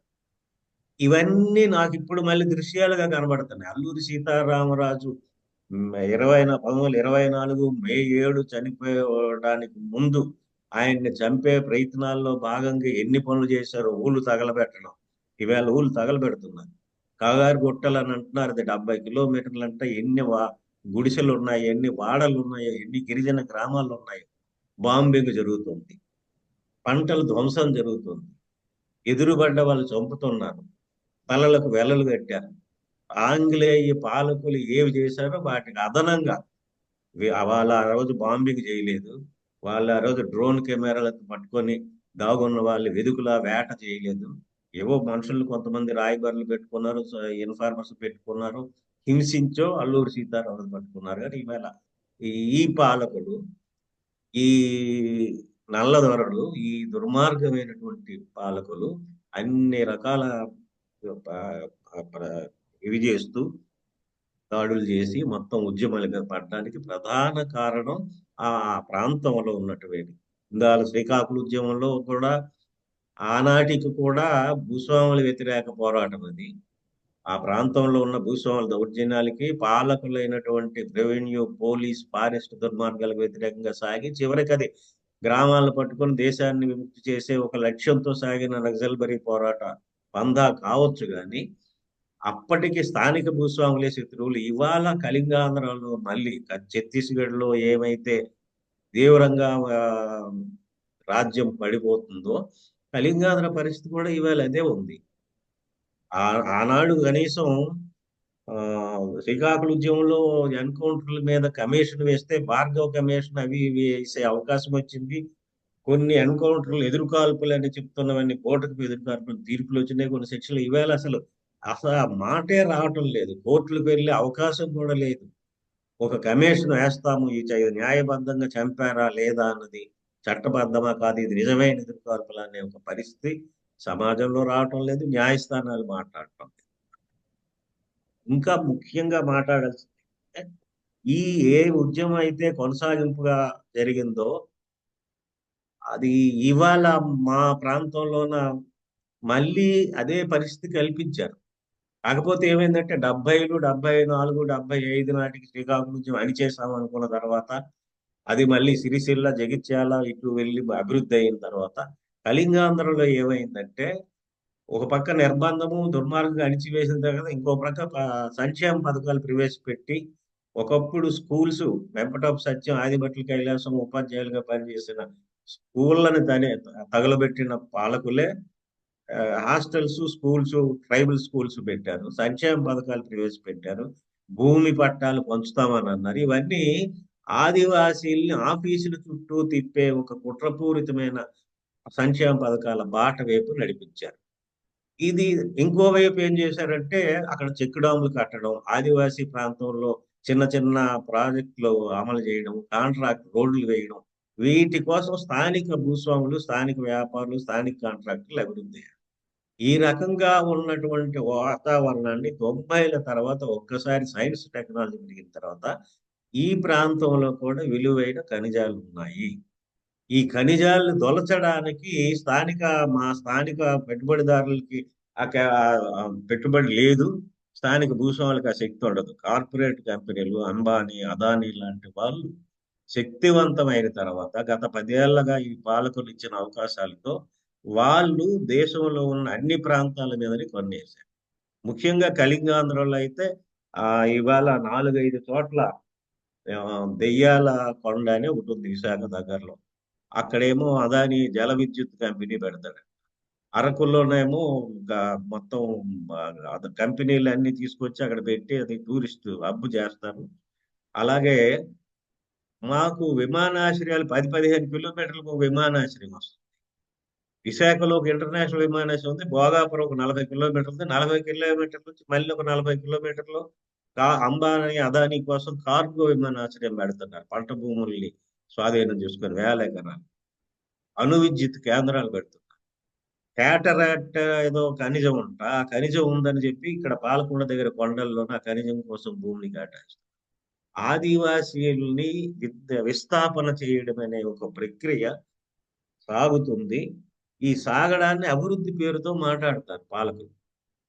దాన్ని అడ్డుకునే వాళ్ళు ఆ అభివృద్ధిని అడ్డుకుంటున్నారు, తర్వాత హింస చేస్తున్నారు, అంచేత వేటాడుతున్నాము. ఇది అల్లూరి సీతారామరాజు నుంచి ఈవేళటి దాకా కూడా సాగుతున్నటువంటి అంశం.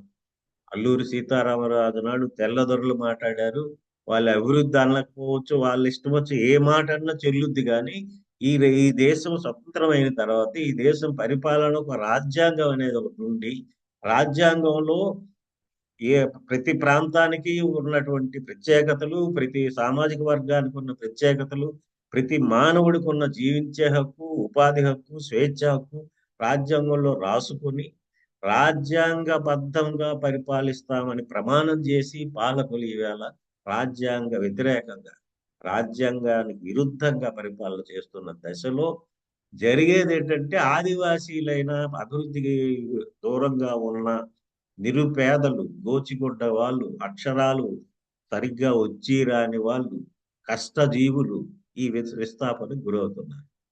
ఈ విస్థాపన గురవుతున్న అంశం బలంగా మనం చెప్పడానికి ప్రయత్నం చేయాలని అంటే ముందుగా ఈ కగారు వేట పేరుతో మావోయిస్టులు అనేవాళ్ళు, హింసావాదులు అనే పేరుతో బయట ప్రపంచానికి ప్రచారమైంది వాళ్ళ చాలా ఎక్కువగా. నక్సల్బరీ పోరాటం, శ్రీకాకుళం పోరాటంలో కూడా నక్సలైట్లు, హింసావాదులు, భూస్వాములు చంపారని అంటున్నారు. కానీ ఓ 10-15 ఏళ్ల పాటు చట్టబద్ధ పోరాటాలు చేసి ఎన్నికల్లో పాల్గొని అన్ని మార్గాల ద్వారా ఈ సమాజంలో పేద ప్రజలకు న్యాయం చేయాలని ప్రయత్నించిన పార్టీ అవన్నీ విఫలమైన తర్వాత ఆయుధాలు పట్టుకున్నాయి. నువ్వు ఏవైతే ప్రజలకు అందించాల్సిన హక్కులు, ఉపాధి, సంక్షేమము, ప్రజాస్వామ్యము నువ్వు కాలరాస్తున్నావు, అప్పుడు తప్పకుండా వాటిని రక్షించుకోవడానికి సాయుధం అవ్వాలకు తప్పదు. మరీ ముఖ్యంగా నక్సలైట్ సిద్ధాంతంలో ఉన్న వాళ్ళు చెప్పుకున్నదే దీర్ఘకాలిక సాయుధ పోరాటం ద్వారా ఈ దేశాన్ని విముక్తి చేస్తాం. ఆ సిద్ధాంతాన్ని రాజ్యాంగము, ప్రజల్లో ప్రభుత్వాలు అంగీకరించకపోవచ్చు, కానీ చర్చించాలి. దాన్ని అంగీకరించినంత మాత్రాన దాడులు చేసేయడానికి వీలు లేదు. ఇంత బలంగా ఏ రాజకీయ పార్టీ అయినా ఈవేళ ముఖ్యంగా దాడులు ఎందుకు చేస్తుందని నేను అనుకున్నది ఏంటంటే, ఇంతకుముందు కాంగ్రెస్ వాళ్ళు ఉన్నప్పుడు కొన్ని దాడులు జరిగినా మరీ ఇంత వెదికి వేటాడి బాంబింగులు చేస్తున్నది ఎందుకంటే, ఈ బీజేపీ వచ్చిన తర్వాత వాళ్ళు ప్రధానంగా 2 రకాల పందాలు నడుస్తున్నారని అనిపిస్తుంది. ఒకటి, సమాజంలో ఈ అమాయక ప్రజలు, అశేష ప్రజలు ఎక్కువగా మతమౌఢ్యాలతో ఉన్నారు. వాళ్ళని కాషాయీకరించడం, ఎక్కువ ప్రజల్ని ఇవాళ ఎక్కడ చూసినా జై శ్రీరామ్ అని పలకరిస్తారు ఎక్కువ మంది. ఒకప్పుడు ఎప్పుడు దేవ దరిద్రమో ఈ దేశంలో రాముడిని ఆసేతు హిమాచలం రాముడిని ఇళ్లలో మొక్కుకున్నారు. రాముడికి బీజేపీ వాడు దిక్కు అయిపోయాడు. బీజేపీ వాడు జై శ్రీరామ్ అనకపోతే ఎవడు దేశంలో రాముడిని తలవడేమన్నట్టుగా రాముడిని బీజేపీకి ఆధారపడేటట్టు చేసుకున్నారు. అది ప్రచారం చేశారు. మీరు గమనించండి, జై శ్రీరామ్ అంటాడు ఎవరు పలకరించుకున్నారు. అంత మతము దీంట్లోనే కాషాయీకరించారు ఒక సమూహాన్ని. ఎందుకు కాషాయీకరించారంటే వీళ్ళు వాళ్ళ సమస్యల గురించి మాట్లాడకుండా ఉండాలి, తమ ప్రాంతంలో ఏం జరుగుతుందో తెలియక్కర్లేదు. దాన్ని కార్పొరేట్ అంకితం చేయాలి. ప్రాంతాలు భౌగోళికమైనటువంటి పరిస్థితుల్ని, ప్రాంతాన్ని, వనరుల్ని కార్పొరేట్లకు అప్పచెప్పడము, భావజాల పరమైనటువంటి ప్రపంచాన్ని, వాతావరణాన్ని కాషాయీకరించడం 2 ప్రధాన కర్తవ్యాలుగా బీజేపీ వాళ్ళు పెట్టుకున్నారు. చాలా బలంగా ఆ రెండింటిని నిర్వహించగలుగుతున్నారు. అది చాలా మనం గమనించాలి. భావజాల రంగంలో ఒకప్పుడు వామపక్ష భావజాలం చెప్పుకోవాలనుకుంటే గౌరవంగా కాలరెగరేసేవాళ్ళు. నేను అభివృద్ధి ప్రజాస్వామిక ప్రోగ్రెసివ్ వాడిని అని. ప్రోగ్రెసివ్ అంటే ఏదో నిందలాగా మాట్లాడుతున్నారు ఇక. ఒక ఆదర్శ వివాహం చేస్తే తప్పు. ఒక ముహూర్తాలకు వ్యతిరేకంగా మాట్లాడితే సహించలేని ఒక సెక్షన్ తయారయ్యి వచ్చింది. అది భావజాల రంగంలో కూడా బహుశా నేను అనుకునేది సుదీర్ఘ కాలము కమ్యూనిస్టులు ఆర్థిక పోరాటాలు, ఈ వర్గ పోరాటాల్లో ఉండి జాతీయోద్యమ కాలంలో సాగాల్సినటువంటి ఆ రోజుల్లో సాంస్కృతిక పోరాటము, రాజకీయ పోరాటాలు జమిలిగా సాగాయి. గ్రంథాలయాలు పెట్టడం కానీ, వివాహాలు చేయడం కానీ, పాఠశాలలు నడపడం కానీ, వైద్యశాలలు నడపడం కానీ, తెల్లవారేమో భక్తి గీతాలు లాంటి దేశభక్తి గీతాలు పాడుతూ వేల్కొలుపు గీతాలు పాడడం కానీ, ఒక కల్చరల్ అవేర్నెస్ కంటిన్యూ అయ్యేది. స్వతంత్రం వచ్చిన తర్వాత కమ్యూనిస్టులకు పాపం ఈ కల్చరల్ అవేర్నెస్ చేసే బరువు కంటే ఈ పాలకులు చేసిన దుర్మార్గ చట్టాలు, ప్రజాస్వామ్య వ్యతిరేక చట్టాలు ఎదుర్కోవడం భారమయ్యి ఇది వెనకబడింది. దానివల్ల ఏమైందంటే పోరాటాల్లో నలిగారు కమ్యూనిస్టులు తప్ప భావజాల రంగంలో కమ్యూనిజం బలంగా ప్రజల్లోకి వెళ్లకుండా చేసింది. ఆర్ఎస్ఎస్ వాళ్ళు ఏం చేశారంటే ఆ గ్యాప్ను వాళ్ళు తీసుకున్నారు. 75 ఏళ్ళ ఈ దేశ ప్రజాస్వామిక చరిత్ర, స్వతంత్ర భారత చరిత్రలో ఏ సమస్యకు ఆర్ఎస్ఎస్ వాళ్ళు పోరాటం లేదు.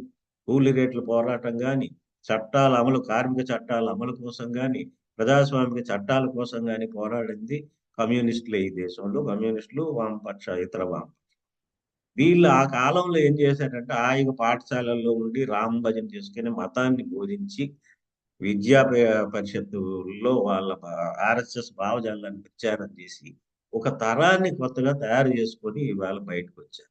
ఈ దేశంలో ఉన్నటువంటి చాలా బ్యూరోక్రటిక్ రంగాల్లో వాళ్ళు ఉన్నారు ఈవేళ ఆధిపత్య స్థానంలో. నాకు తెలిసి న్యాయస్థానాల్లో కూడా ఆర్ఎస్ఎస్ భావజాల న్యాయమూర్తులు ఉన్నారు. అంటే భావజాల పరంగా ఒకప్పుడు మనం ఎంత బలంగా ఉన్నామో వాళ్ళు ఈవేళ స్థానాలకు వచ్చారు. ఇది ఒకటి గమనించాలి. రెండోది కార్పొరేటీకరణ అనేది వాళ్ళు ఏ పరిస్థితుల్లోనూ ఏ హింస చేసైనా చేయగలిగే స్టేజిలో ఉన్నారు. ఈ దశలో సీతారామరాజు నుంచి మనం నేర్చుకునేది ఆదివాసీ ప్రాంతానికో లేదా ప్రజల హక్కుల కోసమో, ప్రజల ఆస్తి సంరక్షణ కోసమో నిలబడటము, పోరాటం చేయడం ఎంత ముఖ్యమో ఈ పోరాటం సీతారామరాజులాగా అది 2 ఏళ్ళు. మాకు శ్రీకాకుళం ఉద్యమం కూడా 2 ఏళ్ళు సాయుధమైంది. 68 నవంబర్ 25 అయింది. 70 జూలై 10 సత్యం కైలాసాల తర్వాత దాదాపుగా స్తబ్దతకు గురైంది. ఈ స్తబ్దతలు గురైతే మళ్ళీ ఎక్కడ లేవు అంటే లేస్తాయి కానీ ఈ సుదీర్ఘ పోరాటాలని ఏమన్నా తక్కువ నష్టాలతో, ఎక్కువ జన సమీకరణతో, ఎక్కువ రాజ్యాంగ పద్ధతులను అమలు చేసుకుంటూ వినియోగించుకుంటూ ఏమైనా విప్లవ బాట నడిపించే అవకాశాలు ఉన్నాయా? ఇవి మనం ఆలోచించాల్సింది కాదు, విప్లవకారులు ఆలోచించాలి. నేనైతే ఏమనుకుంటున్నానంటే ఇప్పుడున్న పరిస్థితుల్లో ప్రధానంగా ఈ చర్చ అంతా పక్కన పెట్టి మనం చేయాల్సింది కూడా పాలకులు చేస్తున్న కగారు అనేటువంటిది అది అసలు చట్టబద్ధం కాదు, రాజ్యాంగబద్ధం కాదు, మానవీయమైంది కాదు. దుర్మార్గంగా జంతువుల్ని వేటాడేటట్టు ఈ దేశ పారామిలిటరీ మనుషుల్ని, ఆదివాసీల్ని వేటాడుతుంది. ఇది ఖండించాల్సిన సందర్భంలో ఉన్నాము. ఈ సందర్భం సరిగ్గా అల్లూరి సీతారామరాజు నాకు గుర్తొస్తారు. సేమ్ అవే జరిగాయి. ఊళ్ళు తగలబెట్టడము, ఇల్లు తగలబెట్టడము, తలలకు వేలలు కట్టడం. ఆంగ్లేయులు, తెల్లదొరలు, పరాయి పాలకులు చేసినట్లు ఈ దేశంలో ప్రజల ఓటుతో ఉన్నవారు చేస్తున్నారు కనుక దీన్ని బహుళ ప్రచారం చేసి మనము ఖండించాలి. ఆదివాసులు అందరికి మద్దతుగా నిలబడాలి. మరి తక్కువ నష్టాలకు వీలైనటువంటి మార్గంలో పయనించాలని కోరుకుంటూ మీరు నిర్వహించినందుకు ధన్యవాదాలు తెలియజేస్తూ సెలవు తీసుకుంటాం. థ్యాంక్స్ అప్పలనాయుడు గారు. అనేక పోరాటాలని ప్రస్తావించారు. శ్రీకాకుళం, నక్సల్బరి, కరీంనగర్. తర్వాత ఈ వెలుగులో ఇవాళ అల్లూరి సీతారామరాజుని మాకు గుర్తు చేశారు. అనేక విషయాలు చెప్పారు. మీకు కృతజ్ఞతలు. అంటే గత 2 రోజులుగా అల్లూరి సీతారామరాజుతోనే ఉన్నాను. అల్లూరి సీతారామరాజుతో ఏంటంటే ఇది అవకాశం వచ్చింది. దాంట్లో చూస్తే మనకి ఏమీ తేడా కనపడట్లేదు సార్. ఏంటంటే జరిగినట్టే ఇప్పుడు కూడా జరుగుతుంది. ఇప్పుడు కూడా మరి అల్లూరి సీతారామరాజు వారసత్వం కొనసాగుతుంది.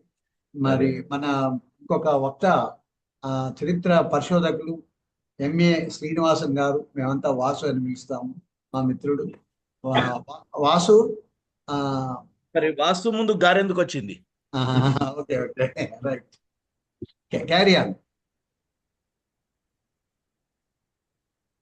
అందరికీ నమస్తే. ఆడియో ఉందా? బానే బ్రహ్మాండంగా ఉంది. రైట్.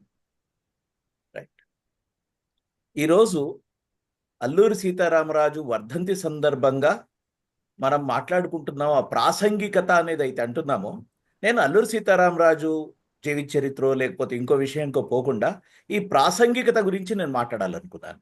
అంటే చరిత్రలో మనం చదివేటప్పుడు చాలా అంశాలు ఉంటాయి. ఒకటేమో మ్యాటర్ ఆఫ్ ఫ్యాక్ట్స్, అంటే విషయాలు ఉంటాయి. ఆ విషయాల్ని మనం అర్థం చేసుకుంటూ ఉండొచ్చు.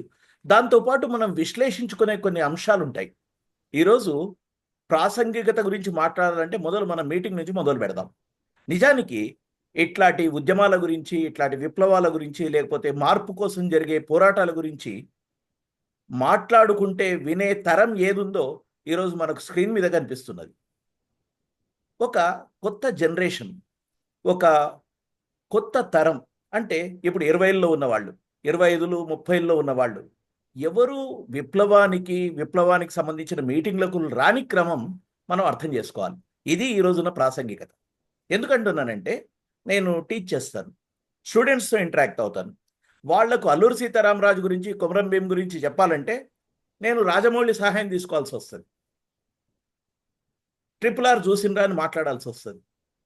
ఆ తర్వాత మీకు అసలు ఆ RRRలో ఎన్ని విషయాల్ని ప్యాక్ చేసి మొత్తం చరిత్రలో ఉన్న విప్లవకారుల యొక్క బెస్ట్ థింగ్స్ అన్న ప్యాక్ చేసి ఒక సినిమాగా తయారు చేశామని చెప్పాల్సి వస్తుంది. ఆ చివరి సీన్లో ఒక ఆర్మరీని, అంటే పూర్తి ఆయుధాగారాన్ని స్వాధీనం చేసుకునే సీన్ ఎవరిది? చరిత్రలో ఈరోజు చెప్తూ చిట్టగాంగ్ ఆర్మరీ రైడ్ అనింది సూర్యసేన్. ఆ సూర్యసేన్ నుంచి తీసుకొని ఇన్స్పిరేషన్ మీద అది చేశారని చెప్పాలి. అప్పుడు వాళ్ళకి అర్థమవుతున్నది. ఈ సందర్భంలో మనం బతుకుతున్నాం. ఈ సన్నివేశాలను చూస్తూ బతుకుతున్నాం. ఈ నేపథ్యంలో మనం బతుకుతున్నాం. ఒకటి ఈ తరం, ఏదైతే ఒక తరం ఎప్పుడు విప్లవానికి, మార్పుకు నిరంతరంగా ఒక ఫ్లో లాగా రావాల్సినవి ఏదైతే ఉందో ఆ తరాన్ని కట్ చేసింది గ్లోబలైజేషన్. దాంతో ఏమైపోయిందంటే, మార్పుకు కావలసిన యొక్క ఏ వనరులు ఉన్నాయో ఆ వనరులు అందకుండా చేసింది. అది మొట్టమొదటి అంశం ఈ ప్రాసంగికతకు సంబంధించింది. ఇక రెండవది వస్తే, బయట ప్రచారం. జస్ట్ ఈరోజే మనం ఈ మీటింగ్ స్టార్ట్ అయ్యే ముందు ఆ కరెగుట్టల మీద NDTVలో ఒక రిపోర్ట్ చూస్తున్నాను. ఆ యాంకర్ ఆవేశపడిపోతూ, ఊగిపోతూ చాలా గొప్ప విజయాలు సాధిస్తోంది భారతదేశం. ఇదిగో పాకిస్తాన్ మీద ఎయిర్ స్ట్రైక్స్ చేస్తున్నది. దేశం బయట కూడా ఎయిర్ స్ట్రైక్ చేస్తుంది. దేశం లోపల కర్రెగుట్టల మీద 22 మంది నక్సలైట్లను ఢేర్ కర్దీ అని మాట్లాడింది. ఎంత విజయోత్సాహంతో మాట్లాడుతున్నారు. TV9 చూడండి, పొద్దున్నుంచి యుద్ధం తప్ప ఇంకొకటి లేదు. అంటే మనం ఏ సందర్భంలో ఉన్నామంటే, న్యాయోచితమైన యుద్ధం, అన్యాయమైన యుద్ధాన్ని మాట్లాడుకున్న కాలాలు ఒకప్పుడు ఉన్నాయి. అక్కడి నుంచి మొదలు పెడితే ఈరోజు అన్యాయమైన యుద్ధాలని కూడా, పాలకులు చేస్తున్న యుద్ధాలని ప్రజలు సహించడమే కాకుండా దానికి వత్తాసు పలికే క్రమంలో మనం బతుకుతున్నాం. అది ఈ రోజున్న ప్రాసంగికత. ఎందుకు ఈరోజు అల్లూరి సీతారామరాజు గురించి మాట్లాడాలి అంటే, ఒకప్పుడు ఓపెన్గా పత్రికల్లో శ్రీశ్రీ ప్రశ్నల జవాబుల్లో నాకు గుర్తుంది, కొండపల్లి సీతారామయ్య గురించి అడిగితే శ్రీశ్రీ అన్నాడు, అల్లూరి వారసత్వాన్ని కంటిన్యూ చేస్తున్నవాడు కొండపల్లి సీతారామయ్య, అల్లూరి వారసత్వాన్ని కంటిన్యూ చేస్తున్నవాడు నక్సలైట్లు అన్నారు. అంత ఓపెన్గా ఒక పబ్లిక్ డొమైన్లో ఉన్న ఒక కవి నిలబడి మాట్లాడుకున్న తరాల్ని మనం చూసాం. ఈరోజు అవంతా కూడా టెక్స్ట్ బుక్స్ కూడా మారిపోలేదు. ఎందుకంటే ఈ తరం చదవడం కూడా మానేసింది. అల్లూరి సీతారామరాజు గురించి సినిమా చూడడమా, అల్లూరి సీతారామరాజు గురించి చదవడమా, ఇదంతా మానేసింది. కాబట్టి ఈరోజు మనం మాట్లాడుకునే సందర్భం ఏమిటి అంటే, ఒకవైపు మానవ చరిత్రలో చాలా విషయాల్లో కూడా మనం ఒక లోయబ్లో ప్రయాణిస్తున్న సందర్భం ఇది. చాలా విప్లవాలు, చాలా ప్రాంతాల్లో మార్పులకు ఏ రకమైన పుష్ ఉండాలో ఆ పుష్ ఇవ్వలేకుండా ఇంకొన్ని కష్టాలు పడుతూ మనం డిఫెన్స్లో అంటే విప్లవోద్యమాలు కానీ, మార్పు కానీ, లేకపోతే ప్రోగ్రెసివ్ ఐడియాస్ కానీ ఒక డిఫెన్స్లో పడుతున్న సందర్భంలో మనం ఉన్నాం. ఈ డిఫెన్స్లో పడుతున్న సందర్భాన్ని మనం అర్థం చేసుకుంటే కానీ ఈరోజు అర్థం కాదు. ఎందుకంటే అల్లూరి సీతారామరాజును అర్థం చేసుకోవాలంటే ఒక నాన్ ట్రైబల్ లీడర్షిప్గా మారడం, ఒక నాన్ ట్రైబల్, ఒక ఆదివాసీయేతర వ్యక్తి ఆదివాసీ ఉద్యమాన్ని అద్భుతంగా నడిపిన దాన్ని అర్థం చేసుకోవాలి. నేను ట్రైబల్ మూమెంట్స్ గురించి చెబుతూ హిస్టరీలో చూసాను, చువార్స్ లేకపోతే ఎన్ని ట్రైబల్ మూమెంట్స్ చూస్తే ఆ చదివే క్రమంలో మనకు అర్థమవుతుంది ఏంటంటే most of the revolts were led by tribals. ఆ ట్రైబల్స్ ఏ ట్రైబ్ ఉంటే ఆ ట్రైబ్ నాయకత్వం అక్కడి నుంచే వచ్చింది. కానీ అల్లూరి సీతారామరాజు ప్రత్యేకత ఏమిటి అంటే రంపలో అంతకంటే ముందు జరిగిన తిరుగుబాట్లు 1830-40లో జరిగిన తిరుగుబాటు నుంచి మొదలు పెడితే 1922-24 వరకు వచ్చే సందర్భానికి ఈ సమయానికి వచ్చేసరికి మొత్తం మొదటి దశలో ట్రైబల్స్ ఉన్న ఈ కేవలం అల్లూరి సీతారామరాజు చేసిన ఈ తిరుగుబాటు ఈ స్టేజ్ మాత్రం non tribal leading a tribal revolt. అదృష్టం బాగుంది అల్లూరి సీతారామరాజుది, ఆ రోజు ఈ మీడియా లేదు. ఎందుకంటే ఈ మీడియా కనుక ఉండింటే ఆ రోజు ఏమనేవాళ్ళంటే అల్లూరి సీతారామరాజుకు బ్రిటిష్ ప్రభుత్వానికి మధ్య ఆదివాసులు నలిగిపోతున్నారని అనేవాళ్ళు. కరెక్టే, ఈరోజు అదే మాట్లాడుతున్నారు. మనకు చాలా స్పష్టంగా ఎందుకు చాలా సటిల్గా ఉంటాయి ఇవన్నీ విషయాలు అర్థం చేసుకోవడానికి. నక్సలైట్లకు ప్రభుత్వానికి మధ్య ఆదివాసులు నలిగిపోతున్నారు. మరి హిడ్మా ఎవరు? మనం మాట్లాడుకోవాలంటే ఆదివాసులు ఉద్యమాలు చేస్తున్నారని యాక్సెప్ట్ చేసే ధైర్యం లేని ప్రభుత్వాలు, వాళ్ళ మీడియా సంస్థలు ఈరోజు మాట్లాడుతున్నది ఏమిటి అంటే నక్సలైట్లు, ప్రభుత్వం, ఈ మధ్యలో ఆదివాసులు ఇది ఎప్పుడు కాదు. పీపుల్స్ ఎన్కౌంటర్ అనే ఒక సినిమా తీసిన రామోజీరావే ఇది మన మొదట్లో చూసాం. అంటే వీళ్ళు ఉన్నారు మధ్యలో ప్రజలు నలిగిపోతున్నారని. అసలు విప్లవం అనేది ప్రజలు చేయకపోతే విప్లవం ఎందుకు వస్తుంది? కర్రెగుట్టల్లో కావచ్చు, ఛత్తీస్గఢ్లో కావచ్చు, ఇంకో చోట కావచ్చు, మన్యం కావచ్చు, అల్లూరి సీతారామరాజు కావచ్చు, లేకపోతే కొమ్రం భీం కావచ్చు, లేకపోతే 1900sలో మన బిర్సా ముండా కావచ్చు. ప్రజల మధ్య బలం లేకపోతే ఎలా నిలబడతారు? ఇది అర్థం చేసుకోకుండా ఈ ప్రచారాలు ఏదైతే ఉన్నాయో ఆ ప్రచారాలు చాలా బలంగా ఉన్న క్రమంలో మనం బతుకుతున్నాం. అందుకే ఈ అన్ని సందర్భాలు నేను ఈరోజు ఆ కర్రెగుట్ట మీద ప్లస్ ఎయిర్ స్ట్రైక్స్ను కలుపుతూ ఎన్డీటీవీ ఒకప్పుడు ప్రోగ్రెసివ్గా అనిపించి మనం చూసుకునే క్రమం ఆ ఒక్క ఛానల్ కూడా అదాని కొనుక్కుంటే పూర్తిపోయింది. ఈరోజు మొత్తం కోస్టల్ ఏరియా అదాని చేతిలో ఉంది. ఇంకొక వైపు పోర్ట్స్, ఎయిర్పోర్ట్స్ అన్నీ అదాని చేతిలో ఉన్నాయి. మన నెట్వర్క్ అంబానీల చేతిలో ఉంది. ఈ నేపథ్యంలో మనం విప్లవాల గురించి మాట్లాడుతున్నాం. ఈ నేపథ్యంలో మనము విప్లవానికి తగ్గిపోతున్న మాస్ బేస్ గురించి మాట్లాడుతున్నాం. అయితే నేను నిరాశ గురించి చెప్పడం లేదు. ఈ సందర్భాన్ని అర్థం చేసుకుంటేనే మనం స్పష్టంగా చరిత్రను అర్థం చేసుకోగలుగుతాం, చరిత్ర గతిని అర్థం చేసుకోగలుగుతాం. ఎందుకంటే చేగువేరా అనే ఆయన పోయి వారాహి డిక్లరేషన్ ఇచ్చిన సందర్భం మనం చూస్తున్నాం. చేగువేరాను వెంట పెట్టుకొని తిరిగి గద్దరు చేగువేరా ఇద్దరిని మాట్లాడుకున్న ఆయన పోయి తిరుపతి లడ్డు మీద మెట్లు గడిగి వస్తాడు. ఈ నేపథ్యంలో బతుకుతున్నాం, ఈ సందర్భాల్లో బతుకుతున్నాం. కాబట్టి అల్లూరి సీతారామరాజు గురించి మాట్లాడాలి అంటే, భగత్ సింగ్ గురించి మాట్లాడాలి అంటే, జరుగుతున్న విప్లవోద్యమాల గురించి మాట్లాడాలి అంటే, ఇందాక అప్పలనాయుడు గారు అన్నట్టు చాలా విషయాల్లో మనం భావజాల పరంగా చాలా చేయాల్సిన అవసరం ఉంది. అవకాశం ఉందా అంటే అది ఇంకో విషయం. అవసరం మాత్రం స్పష్టంగా ఉంది. అవకాశం అంటే నిజంగా అతిపెద్ద పోరాటం, అసలు ఫిజికల్ పోరాటం కంటే భావజాలానికి సాంస్కృతిక రంగంలో చేయాల్సిన పోరాటం అతిపెద్దది. ఎందుకంటే పొద్దులేచి అబద్ధాలతో నడుస్తున్నది. ప్రైమ్ మినిస్టర్ నుంచి మొదలు పెడితే కింది వరకు అబద్ధాలే మనకు నడుస్తున్నాయి. ఈ అబద్ధాలని దాటుకొని నిజాలు చెబుతూ చైతన్యం చేయాలంటే ఎంత పోరాటాలు చేయాలి, ఎన్ని పోరాటాలు చేయాలో మనం ఆలోచించాల్సింది. ఈరోజు అల్లూరి సీతారామరాజు వర్ధంతి సందర్భంగా మనం మాట్లాడుకోవాల్సిన ప్రాతిపదిక ప్రాసంగికత ఇదే. అంతెందుకు, ఎవరి కోసం ఎవరు పోరాటాలు చేస్తారు? దళితుల పోరాటం దళితులే చేయాలా? పోనీ దళితుల పోరాటం ఓన్ చేసుకుంటున్న విప్లవోద్యమాలను నిజంగా దళిత ఉద్యమాలు ఓన్ చేసుకుంటున్నాయా అనే ప్రశ్నను ఓపెన్ ఎండెడ్గా పెడుతున్నారు. ఈరోజు చూడండి, భీమా కోరెగావ్లో అరెస్ట్ అయ్యి జైళ్లలో మగ్గుతున్న వాళ్ళందరూ కూడా కేవలం దళిత ఉద్యమం నేపథ్యం ఉన్న వాళ్ళు కాదు. వాళ్ళంతా వివిధ ప్రజాస్వామిక ఉద్యమాల్లో ఉన్నవాళ్ళు. కానీ వాళ్ళంతా జైలులో మగ్గుతున్నారు. ఎక్కడ దళిత ఉద్యమం నోరిప్పి వీళ్ళని కాపాడుకోవడానికి, వీళ్ళని బయటికి తెచ్చుకోవడానికి ప్రయత్నిస్తలేమే? అంటే మనం ఎట్లా విడిపోయాం, ఎన్ని ముక్కలుగా విడిపోయాం పోస్ట్ గ్లోబలైజేషన్. ఇది ఈరోజు మాట్లాడుకోవాల్సిన సందర్భం. అందుకే ఇంకెక్కువ సమయం తీసుకోకుండా ఈ అవకాశం ఇచ్చినందుకు కొన్ని stray ideas and stray points. Alluri Sitaramaraju వర్ధంతి సందర్భంగా ఇంకొక మాట. అల్లూరి సీతారామరాజు అంటే పెద్ద గగురు, అంటే గూస్ బంప్స్, అంటే పూర్తిగా రోమాలు నిక్కబొడుచుకునే తరాలు ఉన్నాయి. ఈరోజు అల్లూరి సీతారామరాజు అంటే ఎవరు తెలియని తరాలు వచ్చాయి. చిన్నప్పుడు తెలంగాణలో పుట్టిన వాళ్ళకు కూడా మా సంగారెడ్డిలో అల్లూరి సీతారామరాజు నాటకం ప్రతి సంవత్సరం ఒక్కసారి వేసేవాళ్ళు.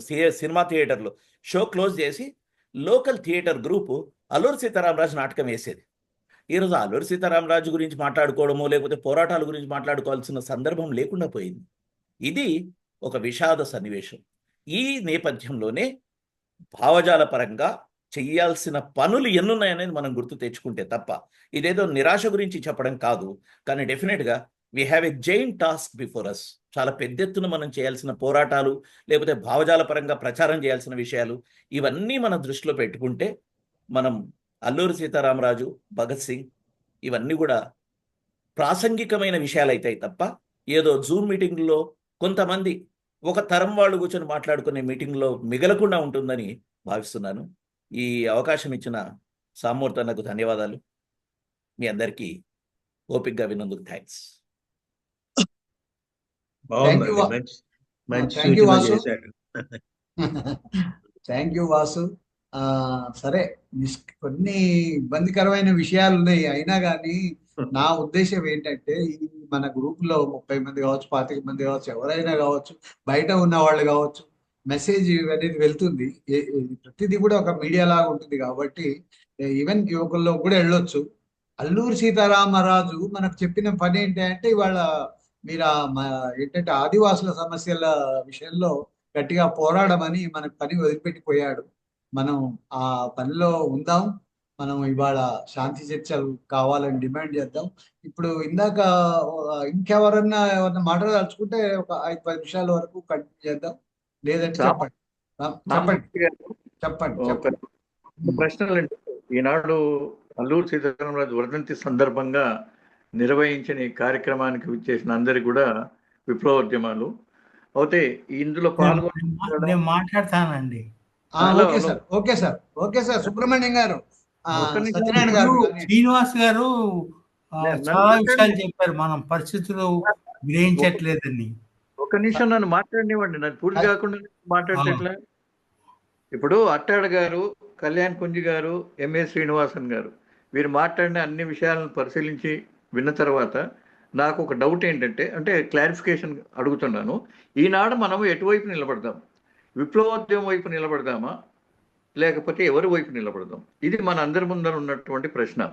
ఎందుకంటే గత చారిత్రాత్మకమైనటువంటి సంఘటనలన్నింటిని పరిశీలించి చూస్తే అల్లూరి సీతారామరాజుని మొట్టమొదటి బూడకపై ఎన్కౌంటర్, అది కూడా ఎట్లా శాంతి చర్చలకు సంబంధించింది. అతను వెళితే అది మనం సినిమాలో లేదా చరిత్రలో ఏ రకంగా ఉందనేది కూడా మీ అందరికి తెలిసిన విషయమే. అట్లాగే 2010లో ఆజాద్ని శాంతి చర్చల పేరిట అగ్ని అవేష్కి చిదంబరం గారు ప్రపోజ్ పెట్టారు. అయితే ఢిల్లీ నుండి నాగ్పూర్ వస్తుండగా అతన్ని అక్కడ నాగ్పూర్లో అరెస్ట్ చేసి, అంటే అప్పటికే ఒక ప్రీ ప్లాన్గా రూపొందించుకొని ప్లాన్ పద్ధతి ప్రకారంగా ఆజాద్ని అరెస్ట్ చేసి తీసుకెళ్లి ఆదిలాబాద్లో చంపివేయడం జరిగింది.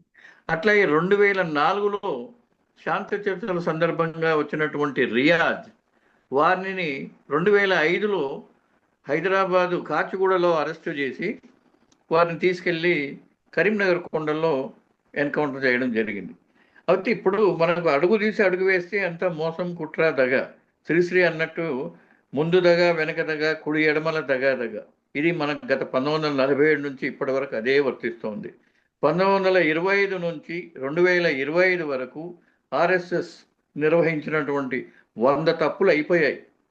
కాబట్టి మనము ఇప్పుడున్నటువంటి చాలా క్లిష్టమైనటువంటి సమయం, డూ ఆర్ డై. దాని పట్ల మనం ఏ రకంగా మనం ప్రొసీడ్ అవుదాం? ఈ శాంతి చర్చలకు సుప్రీంకోర్టు ప్రధాన న్యాయమూర్తిని కూడా, చీఫ్ జస్టిస్ను కూడా వారి అధ్యక్షతను నిర్వహిస్తే కొంత ఏమైనా కదలిక రావచ్చు. అది రావాలంటే భారతదేశ వ్యాప్తంగా ఈ శాంతి చర్చలకు సంబంధించింది ప్రక్రియ కొనసాగాలి. అప్పుడే ఏమైనా సాధ్యపడే అవకాశం ఉంటుంది. ఇది నా మెయిన్ ప్రతిపాదన. దీని పట్ల మీ అభిప్రాయం చెప్పండి. మీరు ఇంతవరకు ముగ్గురు మాట్లాడిన దాంట్లో చారిత్రక మూలాలన్నీ కూడా మనం క్లియర్గా విశ్లేషించి చెప్పారు. మొత్తం ఇన్ని సంఘటనలు జరిగినాయి. చరిత్ర యొక్క సంఘటనలను కూడా మనం గుణపాఠంగా స్వీకరించాల్సిన అవసరం ఉంది. ఈనాడు మనకు చాలా అవసరం అది. అందుకని ఇది నా యొక్క డౌట్ సార్. అంతే సార్. సార్ ఒక్క నిమిషం. అంటే ఇప్పుడు మనం ఎటువైపు ఉంటాము అంటే ఖచ్చితంగా ప్రజల వైపు ఉంటాం. అయితే ఏ విప్లవ గ్రూపు సిద్ధాంతాన్ని పూర్తిగా అంగీకరిస్తామా, ఈ ప్రశ్న ఇప్పుడు అది అవసరం అని అనుకోవటం లేదు. నేను అంగీకరించడం కంటే విప్లవ గ్రూపుల మీదని హింసావాదులు అనే పేరుతో రాజ్యం చేస్తున్న హింసను ఖండించడంలో మనం ముందుంటాం. అక్కడ మనకి ఏ రాజకీయ అభిప్రాయాలు ఏమి లేవు. ప్రజల మీద, విప్లవకారుల మీద హింస సాగుతుంది. దాన్ని ఖండించడమే ప్రధాన బాధ్యతగా మనం అనుకోవడం మంచిదని నేను భావిస్తున్నాను. Yes sir. సుబ్రహ్మణ్యం గారు, శ్రీనివాసన్ గారు, సుబ్రహ్మణ్యం చెప్తారు. సుబ్రహ్మణ్యం గారు మాట్లాడతారు. నా ఉద్దేశం ఏంటంటే, శ్రీనివాస్ గారు మాట్లాడిన దాంట్లో చాలా అర్థం ఉంది, కానీ ఆయన చెప్పట్లేదు స్పెసిఫిక్గా. ఇప్పుడు అడవిల్లో, బస్తర్లో కానీ, లేకపోతే జార్ఖండ్లో కానీ, లేకపోతే మహారాష్ట్ర బార్డర్లో కానీ ఎందుకు ఈ ఈ మార్పులు జరుగుతున్నాయి? మొత్తం ఫారెస్ట్ లాని మార్చేశారు. ఫారెస్ట్ లాని ఇవన్నీ మార్చేసినందుకు ఫారెస్ట్ని డెవలప్ చేయాలన్న ఉద్దేశంతో మార్చేశారని అట్టాడు అప్పలనాయుడు గారు చెప్పినట్టు మన ఓల్గా గారు పంపాతీరం అందులో చెప్పారు. అయితే ఇక్కడ ఖనిజాలు ఉన్నాయి. ఈ ఖనిజాలు అందరికీ అదానీకి ఉన్నాయి, వేదాంత గ్రూప్కి ఉన్నాయి. వీళ్ళందరికీ మనం హెల్ప్ చేయాలి వాళ్ళకి. ఇప్పుడు మీరు టాటా స్టీల్ చాలా బాగుంది అంటారు, కానీ నేను ఖనిజాల్లో పనిచేశాను కానీ నాకు తెలుసు. టాటా స్టీల్కి మొత్తం అన్నీ captive. Coal captive, iron captive, manganese captive. ఇప్పుడు మనం విశాఖపట్నం ఉక్కు మూసేయడానికి కారణం ఏంటంటే బయలుదేరా నుంచి జపాన్కి అమ్ముతున్నాం మనం. కానీ అక్కడ విశాఖపట్నం వాళ్ళకు క్యాప్టివ్ మైన్ ఇవ్వట్లేదు. క్యాప్టివ్ మైన్ లేదు, ఐరన్ లేదు. ఇవన్నీ ఇప్పుడు వేదాంత వాళ్ళు ఉన్నారు, అల్యూమినియం ఉన్నారు, ఇవన్నీ బోల్డ్ గొడవలు ఉన్నాయండి. వాళ్ళ కోసం ఈ కేకారు ఉద్యమం ఇది కూడా వాళ్ళ కోసం, వాళ్ళకి హెల్ప్ చేయడం కోసం జరుగుతుంది. దీని మీద ఇవి మనం అన్నీ మాట్లాడుకుంటే అయ్యే పని కాదు. ఈ విషయాలు చెప్పాలి, ఈ విషయాలు తెలియాలి జనానికి. ఈ విషయాలు తెలిసేలాగా ఇప్పుడు ఓల్గా గారు అలాంటి వాళ్ళు, మహాశ్వేతాదేవి అలాంటి వాళ్ళు చెప్తున్నారు ఆ అడవుల్లో ఏం జరుగుతోంది, ఆ అడవుల్లో వాళ్ళని ఎలా దోచుకుంటున్నారు, ఇవన్నీ చెప్పాలని ఆయన సలహా కూడా ఇదే అనుకుంటాను. అది చాలా అవసరం అని నా ఉద్దేశం. బైరిడలలో నేను వైజాగ్లో పుట్టాను, నాకు తెలుసు. ఆ బైరిడలాకి ఎంత డబ్బులు ఖర్చు పెట్టారు, ఎంత డబ్బులు జపాను ఇన్వెస్ట్ చేసింది, ఆ పోర్ట్ డెవలప్ చేయడానికి ఎంత ఇన్వెస్ట్ చేసింది, ఎన్ని బెర్తులు కట్టారు అక్కడ. ఆ జపాన్ కంటిన్యూస్గా ట్రాన్స్పోర్ట్కి ఎంత ఇన్వెస్ట్ చేస్తున్నారు. ఇవన్నీ ఏంటంటే పారిశ్రామికవాదుల కోసం జరుగుతున్న ఇది. ఆదివాసుల గురించి ఎవరు పట్టించుకోరు, మనమే పట్టించుకోం.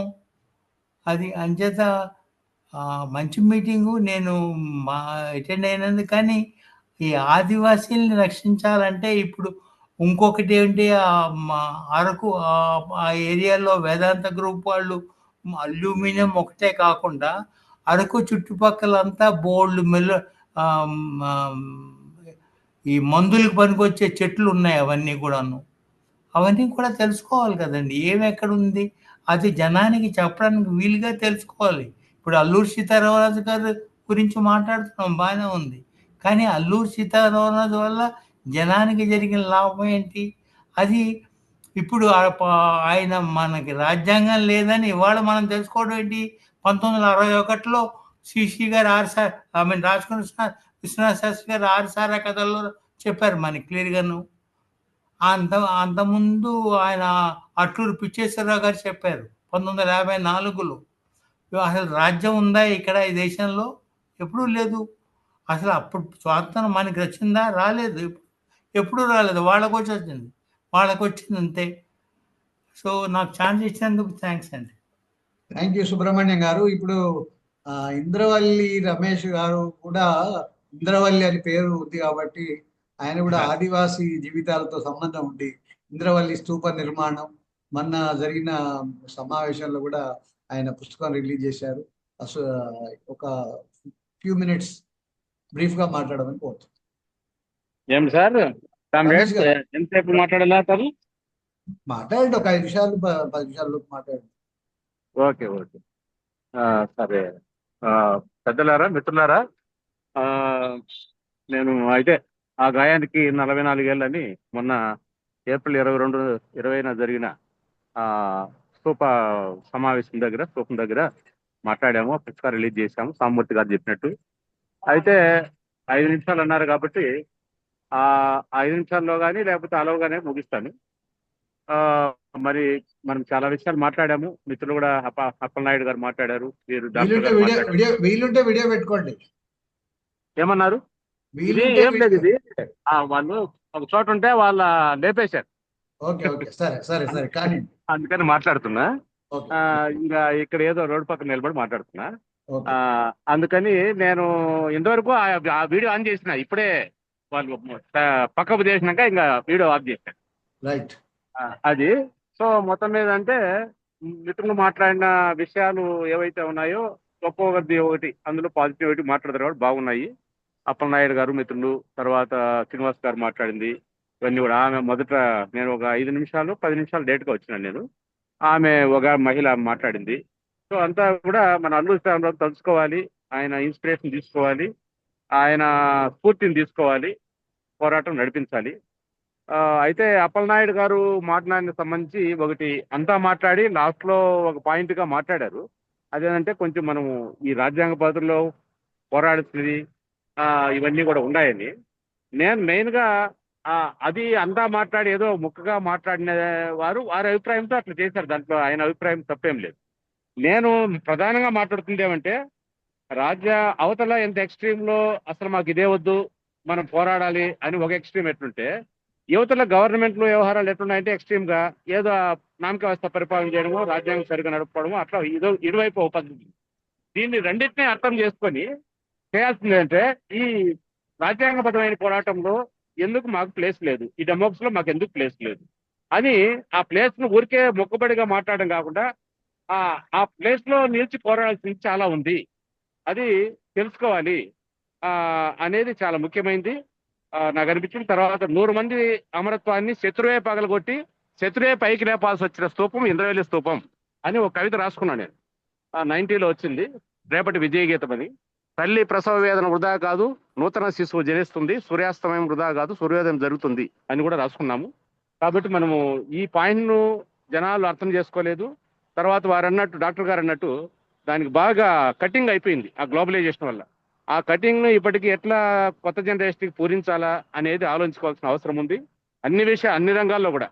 అదేమి తర్వాత మనలో ఉన్న ఆ పెడ ధోరణులు ఏమీ తక్కువేం కాదు, అన్డెమోక్రటిక్ ధోరణులు కూడా మనం తొలగించుకొని మనం కొంచెం అందరికీ కలుపుకోలుగా ఉండి కొంచెం అందరికీ అవకాశం ఇవ్వడము, మనం స్పేస్ సంపాదించుకోవడం, అందరికీ అవకాశం ఇవ్వడము, ఇది చేయాలా. దానికి లింక్గా ఈ మాట మాట్లాడేదేమంటే, ఇప్పుడు మనం ఈ 1 అవరే అంత హడావిడిగా అల్లూరి సీతారామరాజు జోహార్ చెప్పే కన్నా 1 hours పొడిగించుకుంటే అందరూ మాట్లాడితే ఎంతో బాగుంటుందని నేను ఫీల్ అవుతున్నాను. That is what my feeling. So మీరు అవకాశం 5 నిమిషాలైనా ఇచ్చినందుకు సంతోషము. బీ డెమోక్రటిక్ అనేది నా పాయింట్. Please, thank you. ఖచ్చితంగా రమేష్ గారు. ఇంకెవరు ఉన్నారండి? ఓకే. అల్లూరి సీతారామరాజుకి 101వ వర్ధంతి సందర్భంగా జోహార్లు అర్పిస్తూ ఆయన వారసత్వాన్ని మనం కొనసాగిద్దాం. ఇప్పటికీ ఆదివాసుల సమస్య ఇంకా అపరిష్కృతంగానే ఉంది. పెద్ద ఎత్తున పోరాటం జరుగుతుంది. ఆదివాసుల పోరాటానికి మద్దతుగా నిలబడదాం. మనం వాళ్ళ డిమాండ్లు పరిష్కారం అయ్యేదాకా లేదా అక్కడ శాంతి నెలకొనేదాకా మనం ఈ అంటే ఆ దిశలో కృషి చేద్దామనే ఉద్దేశంతో ఈ జూమ్ మీటింగ్ పెట్టడం జరిగింది. మీరు చిన్న వారందరికీ పూర్వ విప్లవ విద్యార్థుల వేదిక తరఫున నా కృతజ్ఞతలు. అది మార్చండి సార్. అదే అంటే ఇంగ్లీష్ లోనేమో మారుద్దాంలేండి. ఇంగ్లీష్ లో forum of revolutionary X students అన్నాము. అది కరెక్టే ఉందండి. ఫోరం ఆఫ్ అది ఉన్నాయండి. విప్లవ పూర్వ విద్యార్థి, ఇప్పుడు విద్యార్థులు కారు మీరు విప్లవ పూర్వ విద్యార్థుల వేదిక తరఫున మీకు అందరికీ కృతజ్ఞతలు తెలుపుతున్నాను. ముఖ్యంగా అప్పలనాయుడు గారికి, కళ్యాణి కుంజ గారికి, వాసుదేవన్, ఇంద్రవల్లి రమేష్ గారు, సత్యనారాయణ గారు, సుబ్రహ్మణ్యం అందరు పార్టిసిపేట్ చేశారు. మీ అందరికీ కృతజ్ఞతలు. చెప్పండి. చెప్పండి మూర్తి గారు. చెప్పండి. నేను ఒక మా చిన్నగా సందర్భంగా 2 మాటలు చెప్పదా అనుకుంటున్నాను. చెప్పండి మూర్తి గారు. చెప్పండి సార్. ఈ మా మిత్రుడు రవీంద్ర ప్రసాద్ గారిన చెప్పండి, త్వరగా చెప్పండి. అల్లూరి సీతారామరాజు ఆయనను స్మరణ చేసుకుంటున్నాం కాబట్టి సందర్భంగా మన విప్లవోద్యమంలో చాలామంది అసలు బాసిన వాళ్ళు ఉన్నారు. ఆ విప్లవోద్యమంలో చాలామంది ఆర్థికంగా అన్ని రకాలుగా ఇబ్బందులు పడేటోళ్ళు ఉన్నారు. మనము అల్లూరి సీతారామరాజును స్మరించుకోవడం అంటే ఆ విప్లవోద్యమంలో నష్టపోయిన వాళ్ళందరినీ కలవడము, మేమున్నామని చెప్పుంటే ఆ ఉద్యమంలో ముందుకు రావడానికి ఆస్కారం ఉంటుందని నేను భావిస్తున్నా. అదేమన్నా మనం చేపడితే బాగుంటుంది అనేది, అదే ఆయనకు అల్లూరి సీతారామరాజుకు మనము ఆయనను స్మరించుకోవడం అని నేను భావిస్తున్నా. ఇక నేను అంత ఎక్కువ చెప్పలేని, పెద్దలు అంతా చెప్పారు. ఎందుకంటే మన ఉద్యమాలలో నష్టపోయిన వాళ్ళను, ఎన్కౌంటర్ అయిన వాళ్ళను, రకరకాల ఇబ్బందులతో తోడైన వాళ్ళను మనము చేయుతనిచ్చి కలవడం, వాళ్ళ ఇంటికి పోయి కలవడమో లేకపోతే రకంగా మాట్లాడడమో చేయగలిగితే విప్లవోద్యమాన్ని వినడానికైనా, దాని గురించి ఆ అమరుల గురించి ఓహో ఇంత గొప్పగా వీళ్ళు వాళ్ళ గురించి గౌరవంగా చూస్తున్నారనేది భావన వచ్చేలా మనం వివరించినట్టయితే బాగుంటుంది. ఇప్పుడు అన్ని జిల్లాలలో తెలంగాణ కానీ, ఆంధ్ర కానీ, ఎక్కడ కానీ విప్లవోద్యమాలలో పనిచేసిన వాళ్లకు గౌరవాన్ని తగ్గించేందుకు పాలక వర్గాలు రకరకాల ఇబ్బందులు పెట్టి వాళ్ళను వాళ్ళ యొక్క దాన్ని ఏమంటారు, ఆ విప్లవోద్యమం ద్వారా వచ్చిన పరువును తగ్గించడానికి, ఆ అన్నం పెట్టిన వాళ్ళ పరువును తగ్గించడానికి, సామాజికంగా వాళ్ళను ఎటుకాకుండా నిర్వీర్యం చేయడానికి సిద్ధపడుతున్న క్రమం, ఈ క్రమాన్ని మనం అర్థం చేసుకొని, మతోన్మాదం పెరుగుతున్న క్రమం, ఈ క్రమాన్ని అర్థం చేసుకొని మన వాళ్ళను చేయూతనివ్వడానికి మేమున్నాము అనే భావన వాళ్ళకు కల్పించేలా మనం ప్రయత్నం చేయాలని చెప్పి నేను కోరుకుంటున్నా. Okay sir, good. సరే, ఏ మాట కామాట మంచి మాట చెప్పారు. అది మన కర్తవ్యం. మనం తప్పనిసరిగా మనం ఆ దిశలో కృషి చేద్దాం. ఇట్లా ఇది మనం చేపట్టకపోతే మన ఎన్ని మీటింగ్, ఎంత గొప్ప వాళ్ళు వచ్చి మీటింగ్లు ఇచ్చినా విప్లవోద్యమానికి ఎవరు రాడండి.